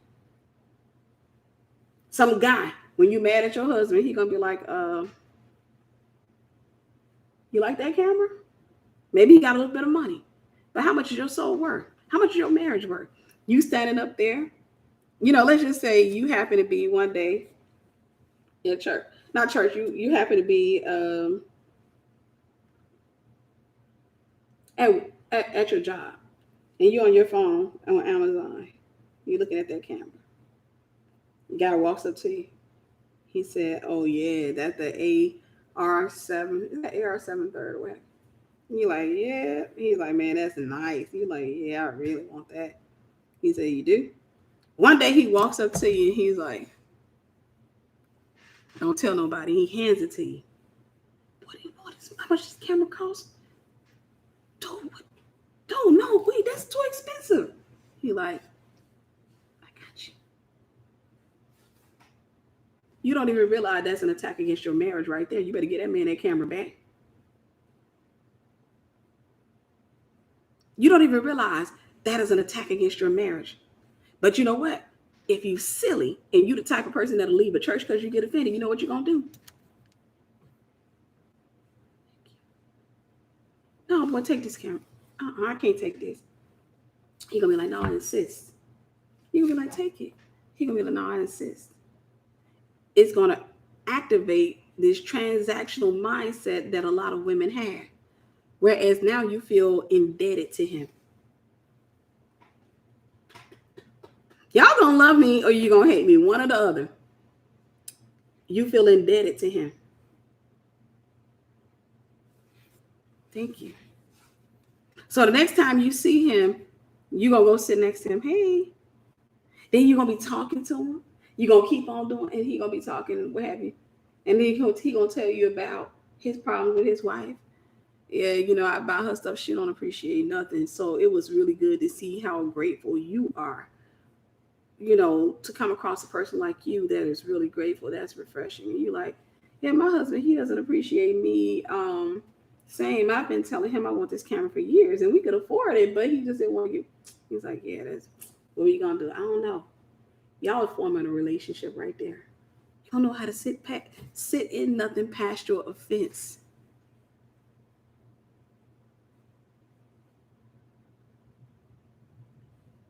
Right. You can't hold grudges. Sometimes I can feel like, oh, this person should have did this. That's frustrating. That's disappointing. But then I get over it. I get past it. I'm like, when I see him, I'm like, we good. We good. Y'all, I'm going to tell you this, and I'm going to get ready to close because I'm going to call a friend of mine back. But I want to say this. Right. People do that. Throwing your friends under the bus. I want to give you this. And when I say a friend of mine, I'm talking about in Christ and nobody romantic, because I know y'all are probably, I know some people on here, y'all go into the, oh, no, I ain't got nobody yet. But I know y'all are probably, I know some people on here, y'all go into the, oh, no, I ain't got nobody yet. But when you're doing that type of thing, you're operating in witchcraft. You're actually destroying your marriage. If you can't go into a church and sit there past your offense, if you can't sit there past your offense, if you put your pastor on punishment, you got a Jezebel spirit. If you have a problem with putting your pastor on punishment, you have a Jezebel spirit. If your pastor can't correct you without you putting him on punishment or putting her on punishment, you need deliverance. If you are expecting them to turn around and come and pursue you because you got mad, so now you ain't coming to church, and everybody know you've been faithful at coming to church, and now you ain't coming, and now they supposed to all of a sudden, you expect them to chase you, and then you join another church just because they gave you a prophetic word. I want to give you a closing word. I'm gonna give you a benediction, and I'm gonna give you a benediction with this right here. I'm gonna give you a closing word. One of the reasons I put emphasis on mentorship, whether you do mentorship with me or any other person, is so you can find those issues that you have. Mentorship not only helps to grow you, but it helps to expose you. Because whenever you're doing mentorship, at some point I have to offend you. I have to offend those fleshly areas. When I see something manifesting, like when you don't come to the mentorship meetings and you're not showing up, I'm going to tick you off. You're not showing up and you're not participating, I'm going to tick you off. How? You may say, I joined the mentorship. I want to join, but how are you going to tick me off? I ain't going to pursue you. And when you try to send me late homework, I'm going to send you an invoice. I invoice people for late homework assignments. I'm going to send you a link. Hey, here's what you pay for your late homework. You're going to be ticked. I don't care if you tell me your situation. Oh, Tiffany, I was dealing with this. I don't care about that. Because through thick and through thin, through better and through worse, whatever, it should not be wired up to your emotions. I shouldn't be, as long as you're happy with me as a mentor, you do right as a mentee. No, I need you to be a good mentee even when you pissed off at me. I need you to be a good mentee even when you sit back and you are not getting what you want, or you don't feel like I'm good, or even when you see error in me. If you see something that, or you feel, because this is one of the issues, when you feel like I would have made that decision, I don't know why she doing that. You got to get past all of that. You got to get past it. This is how you defeat Jezebel in your life. Other than that, you'll start a whole lot of stuff. I'm getting you ready for this next move of God. I'm getting you ready for the next move of God. But those who have ears will hear. You will get ready. Those who don't have ears, you're going to sit there and be entitled. Oh, yes, I invoice people for late homework assignments. I say it's due in a month. I tell people put it in. Yeah, I ain't get the email. Yeah, I'm a real mentor. I'm not the mentor just to say I'm a mentor just to get you into the class and then it. No, I got mentees right now who know that I will send you an invoice. And I don't care what situation you tell me about. You already know my situation. I was going through this. Yeah, pay that $39 still for that invoice. Because what I'm trying to do is get you to learn how to be consistent through your emotions. Because we all have emotions. We all deal with fluctuating emotions. We all deal with times when we're frustrated. We all deal with times where we're sad. We deal with times when we're angry. We're not in the best mood. I have seasons where, or not seasons, sometimes I'll have a day or two where I really don't want to be around people. I go through that. I have times where I don't want to be around nobody. But I can't punish people. And sometimes it's during those days where it's like I have a meeting at the church. I'm just like, and I can get up and I don't want to be around nobody. But I'm gonna tell you what I don't do. I don't go to the church and be like this. I go in there, I'm like, hey, how y'all doing? But deep in my heart, I don't feel like I want to be around people. I'm not gonna punish them for my feelings. Y'all gotta catch that. Manage your own self. God says it this way: humble yourself. Humble yourself. Okay, let me get to your question, Sister Ladidra. I had asked a question earlier in the beginning of my marriage. My husband and I were both very aggressive in a toxic manner. We were both Jezebels, or one of us was a dominant Ahab. Either one. It could have been. But if it's Jezebel, it's still there if you never went through deliverance. So Jezebel, or unless you submitted yourself out, because you can't go through deliverance by resisting the devil. James 4:7, submit yourself to God and resist the devil and he'll flee from you. It is possible for two people who have a Jezebelic spirit to get into a marriage and then they can get to a point where they're not necessarily fighting because they basically establish an order and at home, meaning that the two people have gotten to a point where they're no longer, let's just say if the woman has a Jezebel and the husband comes to realize that, hey, I don't want no trouble.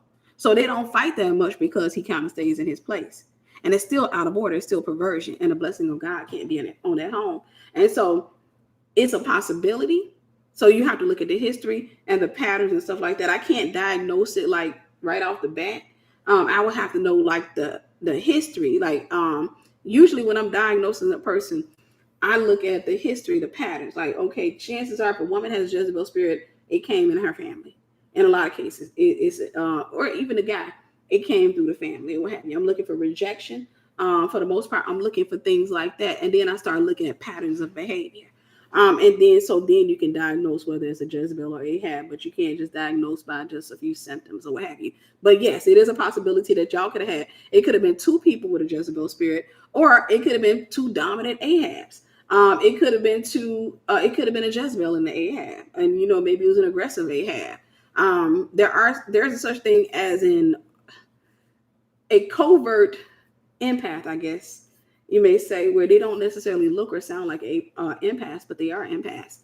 But that just means that they, they're not necessarily as passive as you would expect somebody who calls himself an empath or an Ahab to be.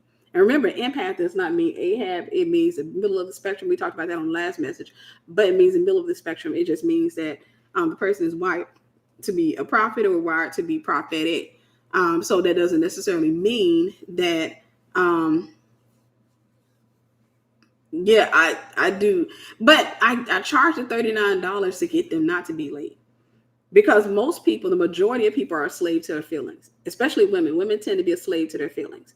And one of the things I try to do a lot of times when it's time to do homework, they just go through it. They just like, man, I'm just gonna write her and tell Tiff, I just haven't been feeling good or what have you. They're slave to their feelings. That's gonna destroy them. That will destroy their future. It'll lock them in a comfort zone. To bring them out, you have to use something more powerful than their feeling. That's their money. Money delivers, folks. Money.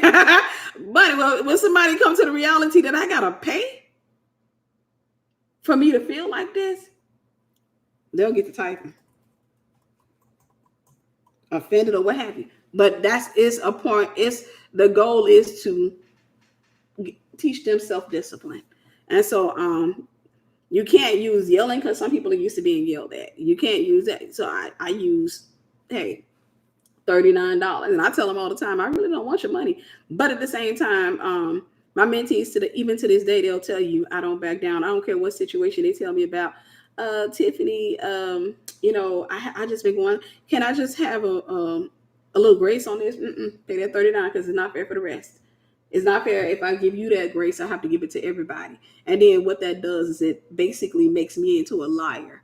And so, no, I need you to pay that $39.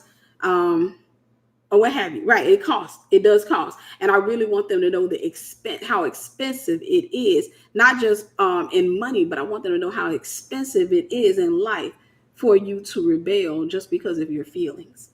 For you to sit back and just say, oh, I just don't feel like it. Oh, I'm feeling tired. I'm mad. I serve my pastor, but I have to serve throughout all those different emotions.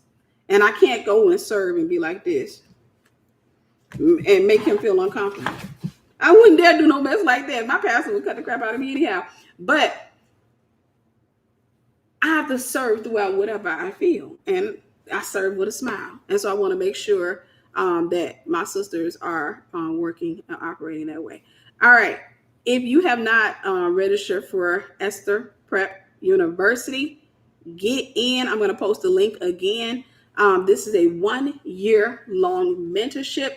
There is a division of Esther Prep called Wifeable, where I'm going to be teaching you how to be a wife, because this is the charge that God gave me. Remember, I take it to my pastor. I got my pastor's blessing. He gave me the vision. He gave me he showed me what I ought to, what to do and what have you. So I am accountable with you guys. This is not just me randomly opening a program. And my pastor, I told him, hey, I'll invite you into the group so you can oversee, like if I say something crazy and stuff like that. So I do believe in accountability and submission. So if you have not registered for Esther Prep yet, be sure to get on there. The first thing that you have to do is dominate or overcome your feelings when it comes to your money. I'm going to break the spirit of poverty off of God's people. I'm not getting no hood woman ready for a hood guy. I'm getting queens ready for kings. That's my assignment. God had to help me. Thank you, God. Thank you, brother Amonra. But God had to help me to understand, you're not out here you're not getting Keisha ready for Leroy. What you're doing is you're helping women to get ready, because some of you, the men that God has for you, walk heavy in the spirit. And the reason God has not released these men is because you still have a peasant mentality. You still thinking along the lines, you still thinking, hood girl, please. I'm going to say something, then I'm going to get off of here. You still hanging around people and y'all still saying this, and it's going to sound offensive. It's going to sound stupid. You still say dumb stuff like, if my husband cheat on me, I'm divorcing him. You still say stupid stuff. You start cursing your marriage when you say stuff like that. You don't say stuff like that. Let me tell you why. None of us want to be cheated on. But if you don't want to be cheated on, you make sure you submit to God so that God can be in a relationship and tell you if this is the person or if it's not the person. When you say stuff like that, it's because you know you ain't letting God nowhere near the choice. You're going to make the choice yourself. But you're trying to train the man in advance. But if I let God get involved in my decision, if I say, God, you take the lead and I submit to your lead, I'll let you pick him, chances are he ain't going to cheat. And if he does, if he falls, because none of us, the thing is, what commitment you ought to make is to say, I pray that my husband never falls into the trap of temptation. But if he does, I don't know what I'm going to do. All I know, I'm going to give it to God. That's it. I'm going to give it to God and I'll let God lead me through that storm. That's you committing to keep God at the forefront. But when you say and put into the atmosphere, when you put it out there that if this happens and that happens, I'm divorcing him, you are telling God, as soon as my emotions come into play, yeah, I'm not listening to you. What if I was to tell you, I don't know if I should teach this on here because I think this is more for Esther prayer. This is for wifeable. What if I was to tell you that there is a possibility for a good, godly man who was sent by God to fall into that trap? What if I was to tell you that if he fell into that trap, there's a possibility, if he's the type of man who is repentant, has repented and said, God, it was dumb. Lord, that God will probably tell you to stay with your husband. What if I told you that? What if I told you that he didn't apply a kingdom principle? He was in the office at work and that secretary was up in that office. And you know what? You were acting up at home. It's not your fault. But you know what, y'all, I take that back. Y'all, you're not even acting up at home. What if I told you that woman had such a strong spirit of witchcraft on her? And she walking around that office or what have you, and they talking or what have you, and he didn't run like Joseph did. And next thing you know, when he felt himself feeling that uncomfortable feeling, he was supposed to run, but he didn't run. He didn't run up out of that office because in that moment he felt like, I don't want to look stupid. I sure don't. If I stand up, she gonna see what I'm dealing with right here. So he sat there and he did something dumb. Because he sat there and that lust started consuming him, she brushed up against him that last time.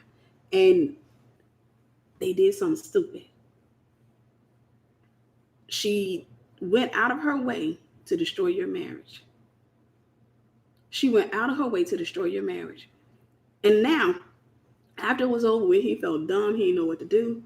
He was too afraid to tell you. It came out in the wash because, and now you over here like, hey, I'm gonna punish the crap out of him. I'm gonna do this. What have you? What if I was to tell you that was a witchcraft? Right. Keep him covered in prayer.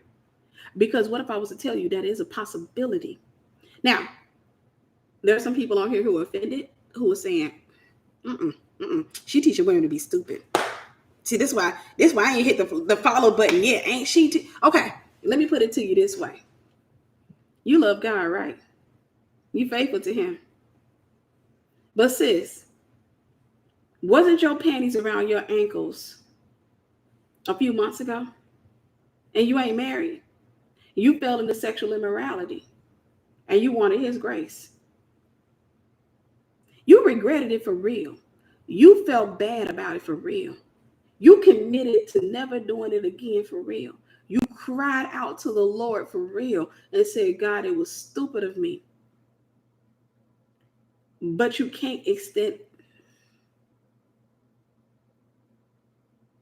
When I start talking like this, because we've been so taught to punish our husbands, a lot of times it gets quiet over here.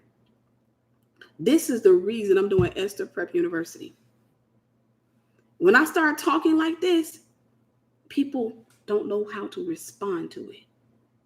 It gets scary because they've been so taught that that's a major crime. Yes, it is major. And I need to punish him. What if I told you that the right response was to get counseling, get your pastor involved, get counseling, and be led by the Holy Spirit?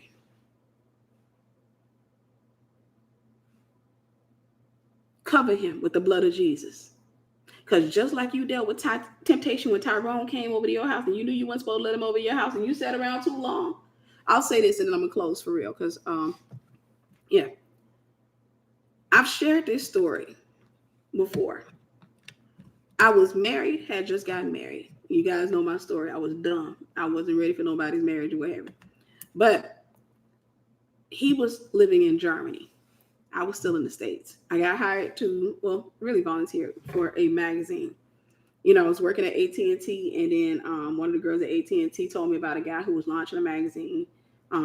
She had told him about me, and he wanted me to come work for him, to volunteer, to start off. I was excited because, it gave me the opportunity to use my gifts, my talents, what have you.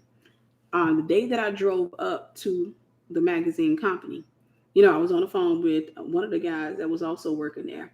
And the day I drove up, I was on the phone with him because he was trying to tell me how to get there because it was a little tricky. Well, it wasn't so tricky, but he was trying to tell me how to get there. So I'm driving, and as I'm pulling up, he's on the phone, and he does this at me.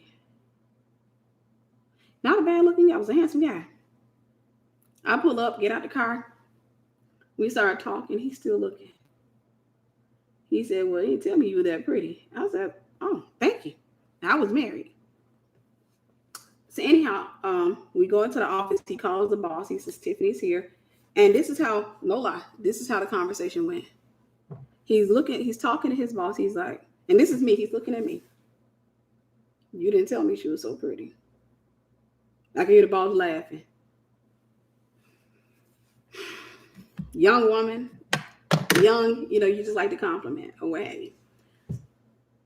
I was a newlywed, had my mind made up. I would never cheat on my husband. Never did cheat on him, thank God. But I'm sitting up there in the office, and like I said, he's living in Germany. I started going to the office. I started working there. Time after time, he's always flirting. This guy's flirting. He got a live-in girlfriend. I got a husband. So I'm a female. You used to guys flirting. It's not a big deal. I just laugh at him, talk about him, say something crazy to him. Like, boy, whatever, go home. One particular day, I've shared this with y'all before. I'm sitting next to him at the computer. It's just me and him in the office. We're working. Both of us are working. He's on a computer. I'm on a computer. We're sitting next to each other. I'm typing. He's typing. I'm touching mine a little bit. All of a sudden, the atmosphere started feeling romantic. Start feeling, how you ever been in a room with somebody and it just feels like the atmosphere shifted. The atmosphere shifted. I'm typing. He's typing. He's starting to slow down in his typing. It don't sound like this no more. It's starting to sound like. Now my type is starting to pick up that rhythm. It feels romantic. I feel my flesh. I already knew. I recognized that feeling. I knew it was lust. I recognized he about to make a bold move, and my flesh is already trying to sign on for it. Like, we won't be on these desks and stuff. And I already made up my mind. I'm going to be faithful to this man. And if I ever do anything, I'm leaving him. I wouldn't even feel worthy of being nobody's wife. I would feel horrible. Because by this time, I'd have surrendered myself to God for the most part. I'd have matured a whole lot. I feel it. I feel we typing. And then it slows down. Then his arm is rubbing up against mine softly. It feels real romantic up in here all of a sudden. It dawned on me, if you don't get out this office, you're going to be across that table. It dawned on me. I had to pull a Joseph. I jumped up, grabbed my purse. I don't even think I logged out. I grabbed my purse, grabbed my keys. I said, "I'll see you later." He's like, "Where you going?" I said, "I got to go." I ran up out of that office with him talking. But Tiff, I'll call you.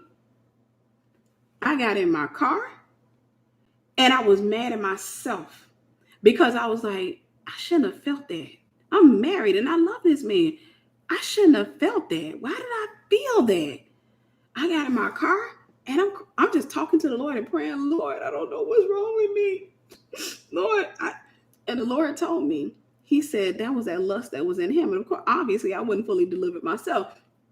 But right then and there, and this is why I tell people, when Joseph ran, when Potiphar's wife grabbed Joseph, Joseph wasn't running from her. Joseph was running from himself. Joseph knew if when she snatched him, can I talk wrong even though it ain't the middle of the night? Joseph, the way she snatched him, Joseph knew, man, that woman a little on the ground. Joseph was like, "Man, wait, hold up." Because about this coat. Dang, you can have that coat. He had to run. The Bible says, flee fornication. It didn't say walk. It said run. Run. Joseph knew in that moment he had such a heart of honor. Joseph knew that when she snatched him, chances are, because she'd been coming up to him before, lay with me, lie with me. He probably been feeling something. But when she snatched Joseph, Joseph knew, I'm about to have Potiphar's wife laid out up here. Joseph got up out of there. You know what he was doing? His flesh was saying one thing, but his spirit, he ran with his spirit. That means it's a possibility for your flesh to want it, and you can get up out of there.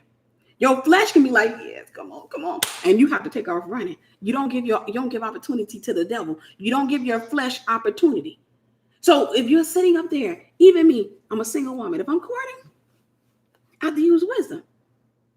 I can't be sitting up there. Let's just say, because I wouldn't allow a man to come to my house, but let's just say I have a get together and he comes over and it's people over.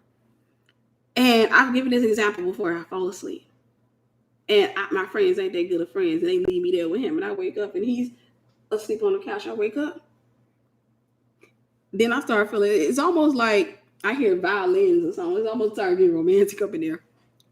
I have to flee that. I may have to look like an idiot and go right out my front door. Babe, wake up. I'm out the front door. Get up and leave. You got to go. What? You got to go. Everybody go. Get out of there. Go. Flee fornication. That means I got to look like an idiot at sometimes. You got to go. Or if he's sitting next to me and, let's just say I wake up and he wakes up before me. And I wake up and he's stroking my hair. And he says, you're so pretty when you sleep.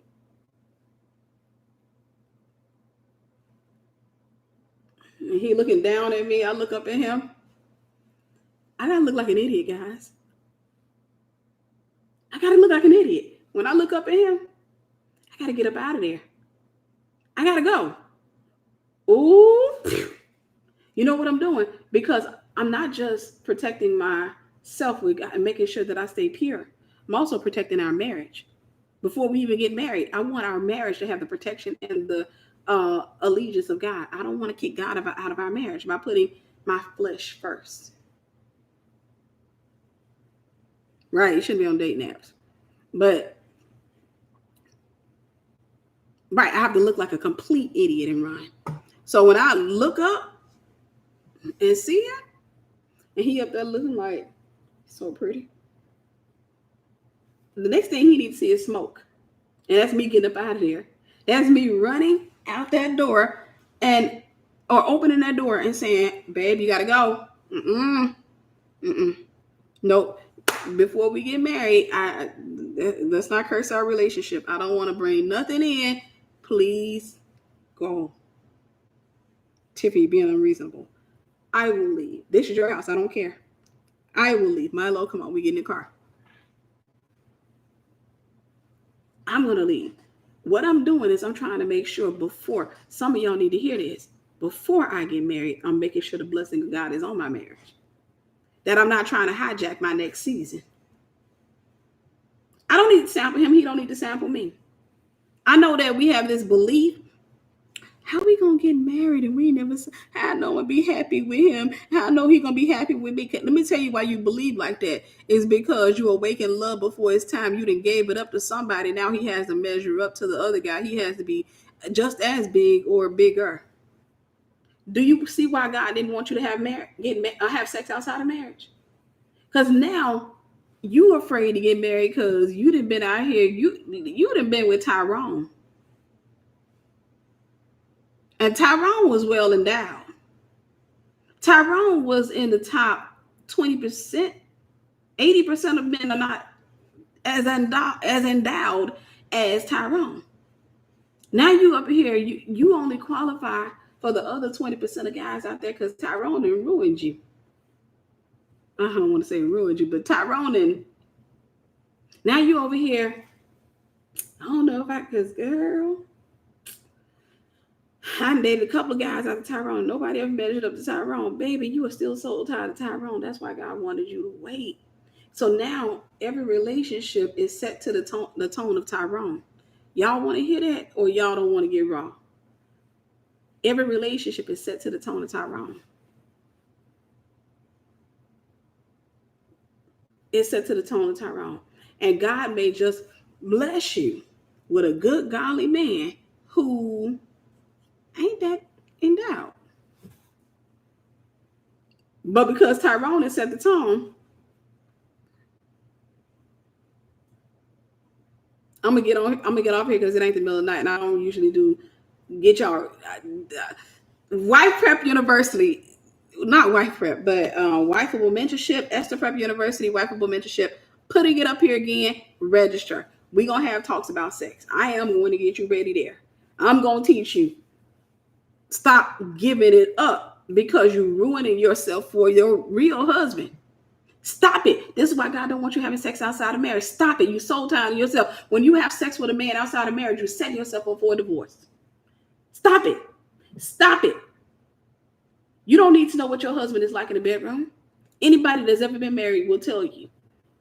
When you go into a bedroom with a man, the first event is probably not going to be your funnest, or your most fun. Over time, y'all create your own culture in the bedroom. Sex and making love are not one and the same. Sex and making love is not one. I got a problem with Tyrone, but it's not one and the same. You got time to teach him, and he got time to teach you. Y'all gonna teach each other. Y'all gonna create your own thing in the bedroom. That stuff he bought in is what he did to Keisha, Melissa. He did that to Jackie. He did that to all those females. All that crap he learned that, and what you learned out there. All of those things are.